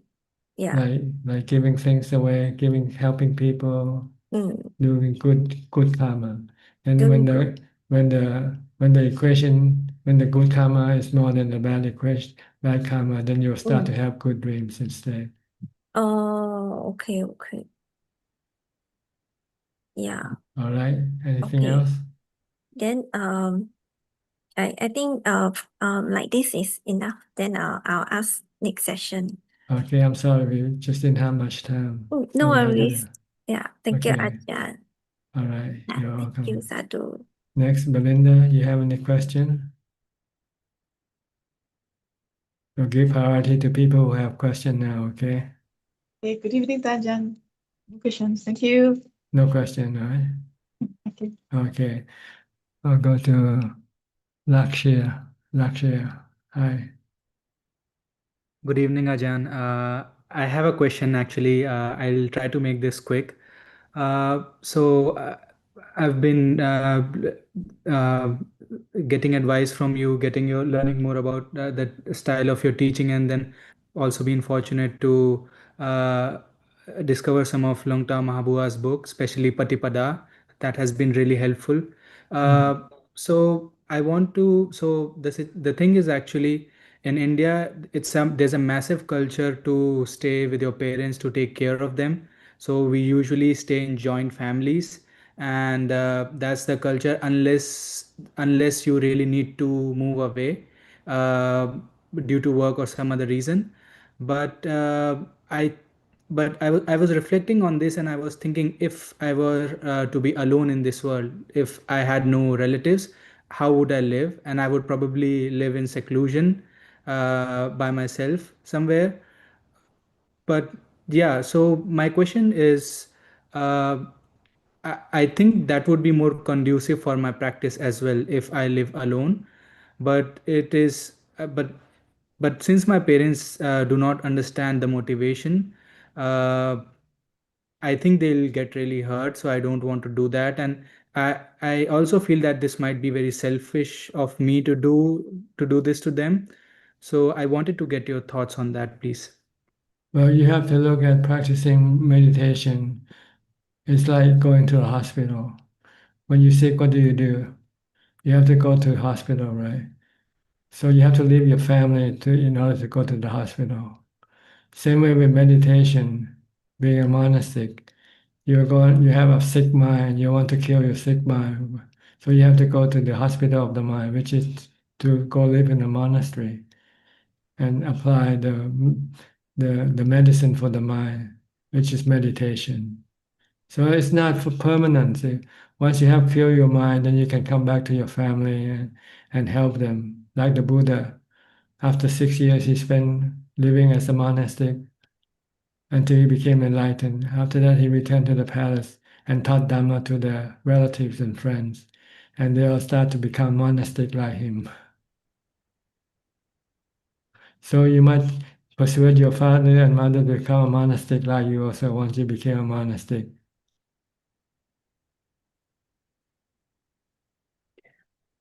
Uh, so Ajahn, if so, right now I also need to work. I'm not planning to become a monk right away, but I want to develop. I want to develop a good foundation in samadhi and be absolutely sure before I ordain, because I have that wish in my heart to ordain, if possible, in this life, and I don't want to do it on like a temporary basis.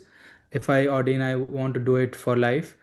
So right now, what I was thinking of is to like live somewhere else, maybe alone.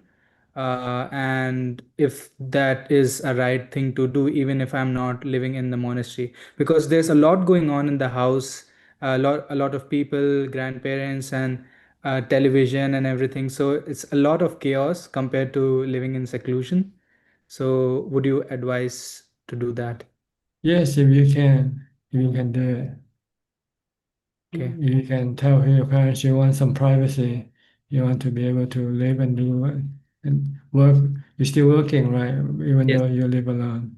Just tell Yes. them you want more privacy. You said you find that you find more it's more peaceful for you to be alone. Try to explain to them the need for privacy for you. But it will come off as being ungrateful, Ajahn. No, you can show your gratefulness by giving them some money, monthly allowances, well, every month there. You know, you're not giving up your duty of being grateful by living alone. Living alone, just you want to have a condition more conducive for your mind, for you to live happier that way. Explain to them the need for being alone. They'll understand as long as you still do your gratitude, show your gratitude. Help them do whatever they want you to do for them. You can always do that while you live separately from them. I guess it's a hard decision, so I need to be make a resolve and do it, and then try to like improve it as much as I can later. But yeah, it's not easy, I think. But I think there's a way to manage it. As long as you know what you have to do for them, then do that for them, regardless of wherever you are. You still have to look after them. Like if they get sick, you might have to take them to the hospital, pay the hospital bills and things like that. Yeah. If you still continue to do this thing, I think they'll understand. Yeah. So you're not running away from them. You just want to have some space for yourself. That's all. Okay. Okay. Thank you. Next, Pauline soon. Hi. Haven't seen you for a while. How many questions you have tonight?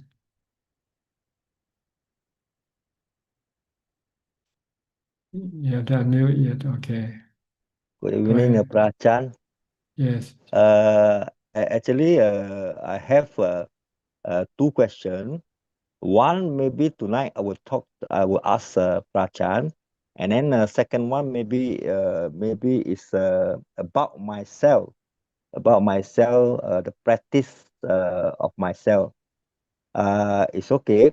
I just ask a question. I read a statement regarding about the long Paul Man talking about if somebody that cures or views the monk or bhikkhu, or maybe they are insulting the monastic, and then after they die, and then they will go to the lower realm. Can Prachan explain to me what is that? Well, it means that if you insult a monastic, I mean, you don't believe in their teachings. So you won't keep the precept as they tell you to keep the precept. So when you break the precepts, when you die, you go to a lower realm of existence. Not just by merely insulting alone.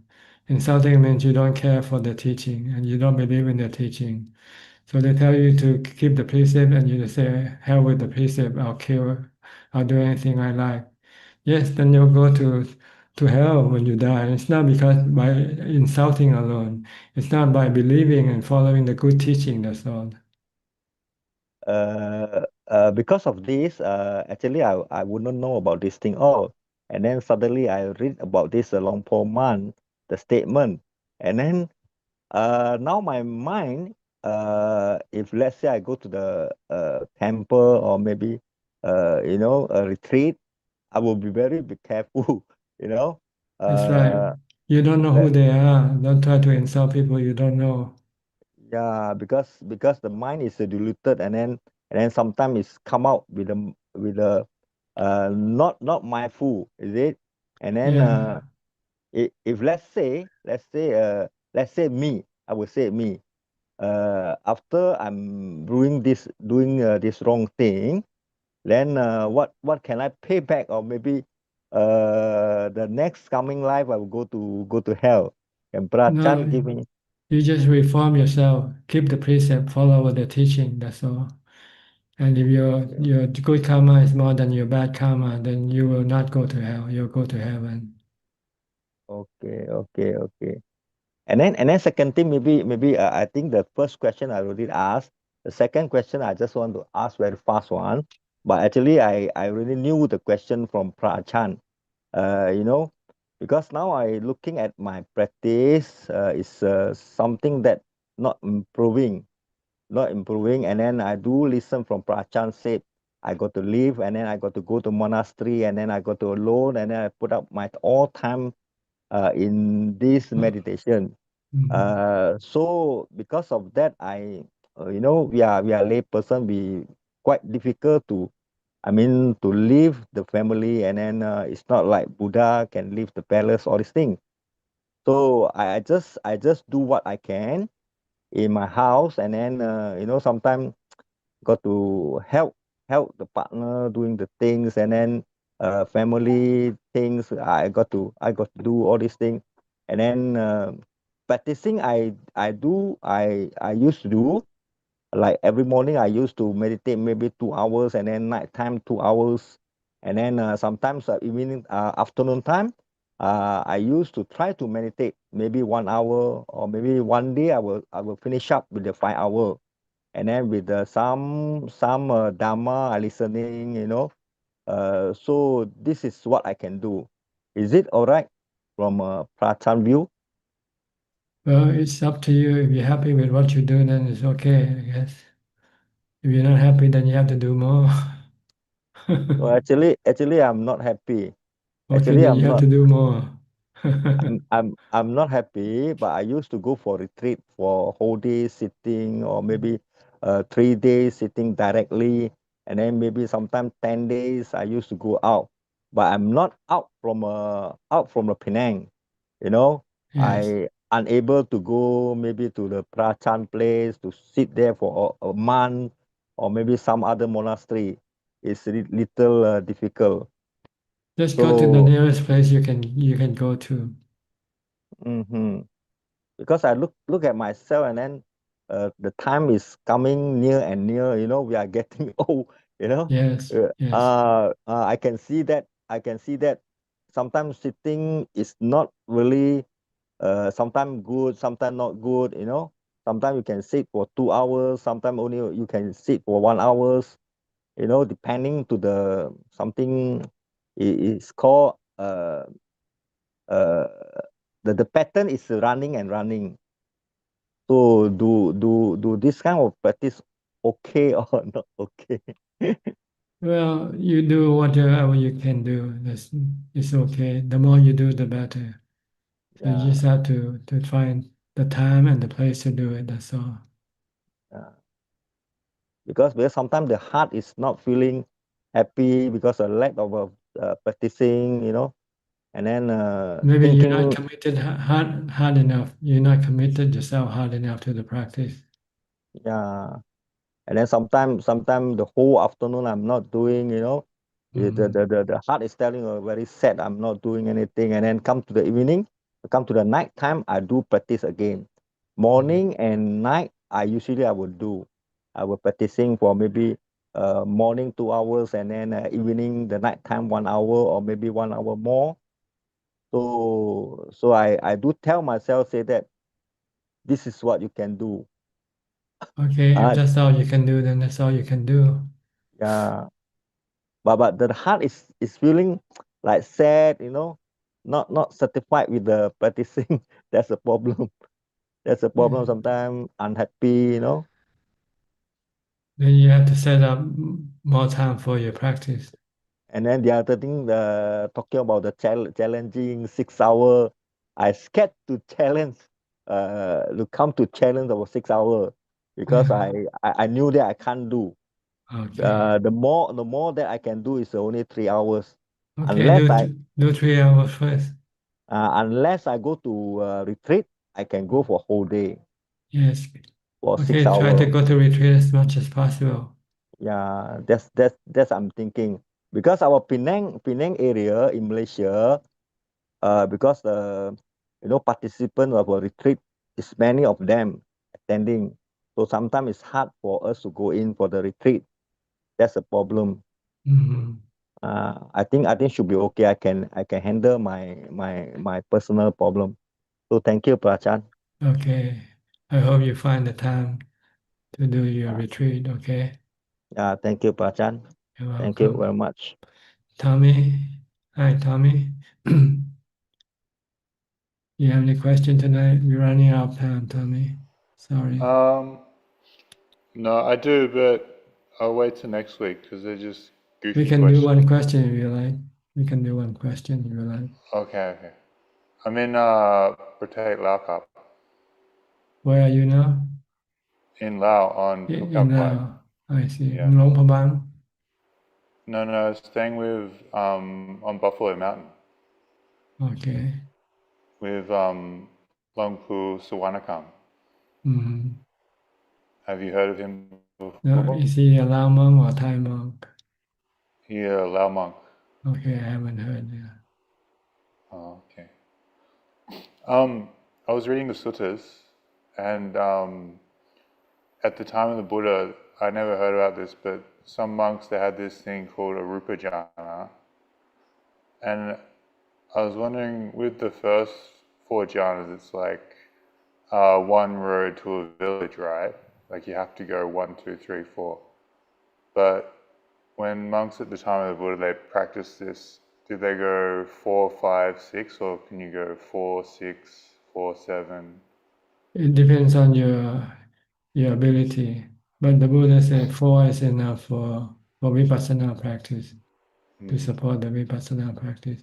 But if you are able to go into the higher, then there's no restriction. You can go, but you don't have to. It depends on your mindfulness. Sometimes when you meditate, some people can go to the fourth, some people can go to the eighth level. So it's up to their mindfulness. How did monks at the time of the Buddha? Because I read the descriptions for the different ones, and it lists how they would go. They have to have teachers fourth to teaching them fifth. how to practice the different level of jhana. Oh. All Okay. right. Couple. How long you plan to stay in Laos? I just on reconnaissance mission for 1 I month. see. And you're coming to Thailand later?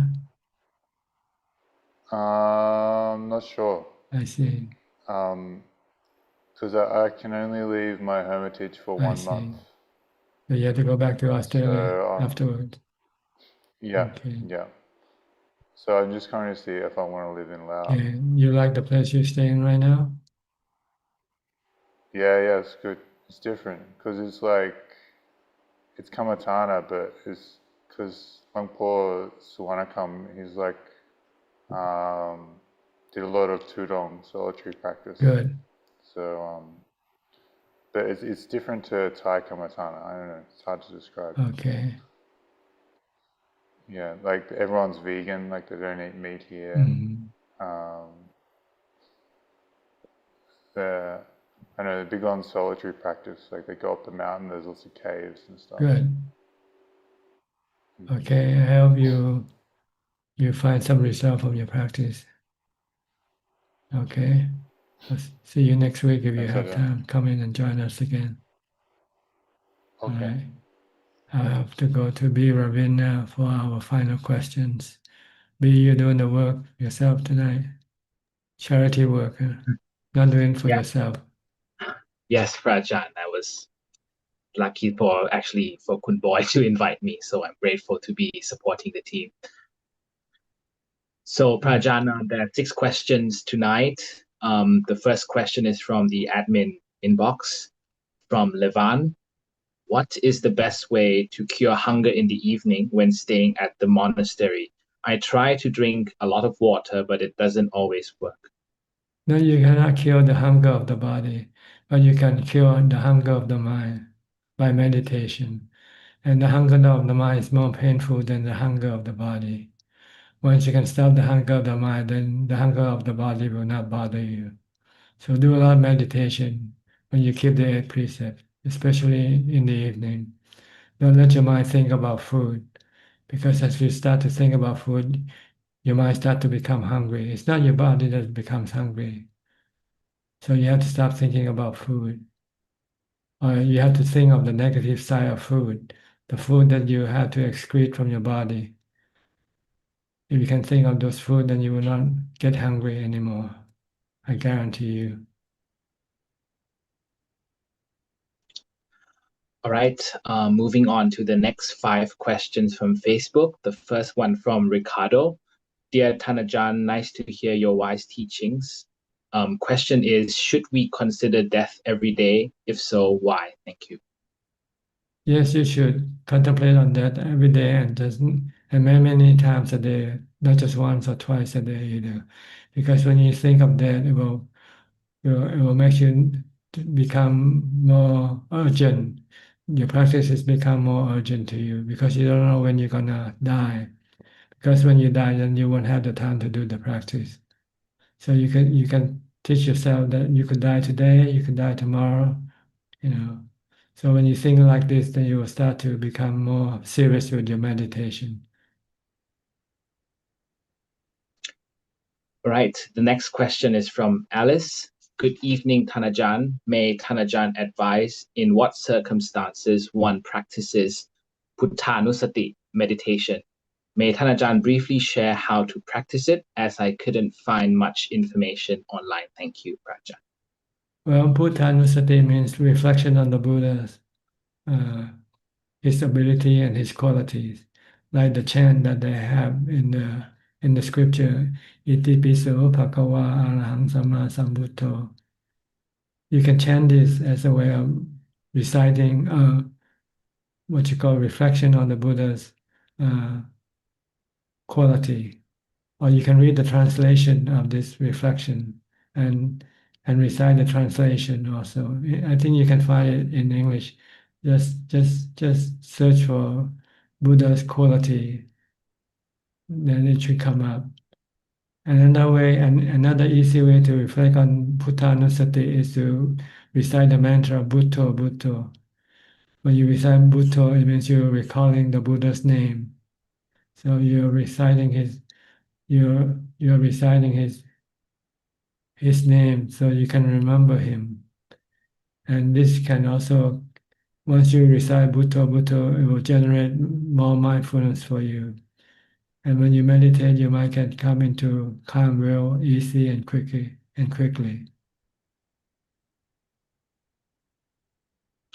All right, thank you. The next 2 questions are from Intan. First question, we went to the temple during Uposota Day, minimum at least once a week, to learn and practice Dharma. If we practice and study at home, would it be the same? Yes, it will be the same if you can have the same teaching. If you can listen to the same teaching and have the same condition for your practice, then you can do it at home as well. And the second question, we support monks and Mechi practice to enlightenment. How about monk and Mechi focusing to teach us Dana and Dharma teaching? How about monk and Mechi focus to teach us Dana and Dharma teaching? I think it's about how they do it. Well, they have to wait until they become enlightened first, like the Buddha, before they can become a good, effective teacher. If they still haven't yet became enlightened, then they don't have to worry about teaching other people. They should concentrate more on teaching themselves first to become enlightened. And the last question is from Jason Morris. Tanajan, I was listening to you talking to Jordan about karma, and I have a question. I thought karma is not cosmic or radio waves to ourselves. So how is it that we can carry what we do to someone carrying over to our next life? Well, that's the question that the Buddha said it's hard to answer, imponderable answer for ordinary beings like us. It takes a Buddha or an enlightened person to be able to understand how the law of karma works. So don't worry, just believe, trust the Buddha, trust his noble disciple. They're not lying to us. I guarantee you that. That is all I have. Okay, all right. I think that's all the time we have for tonight. Thank you for your participation. I hope this meeting is useful and can help advance you into your practice. In the meantime, please stay safe, be mindful all the time, and keep on practicing. And if all goes well, I'll see you all at the same time next week. Thank you and goodbye. Thank you สา Ajahn ธุเจ้าค่ะ Thank you อาจารย์ กราบหลวงพ่อ Thank you Thank you, Agni Ajahn. Thank you Thank you everybody Rajan.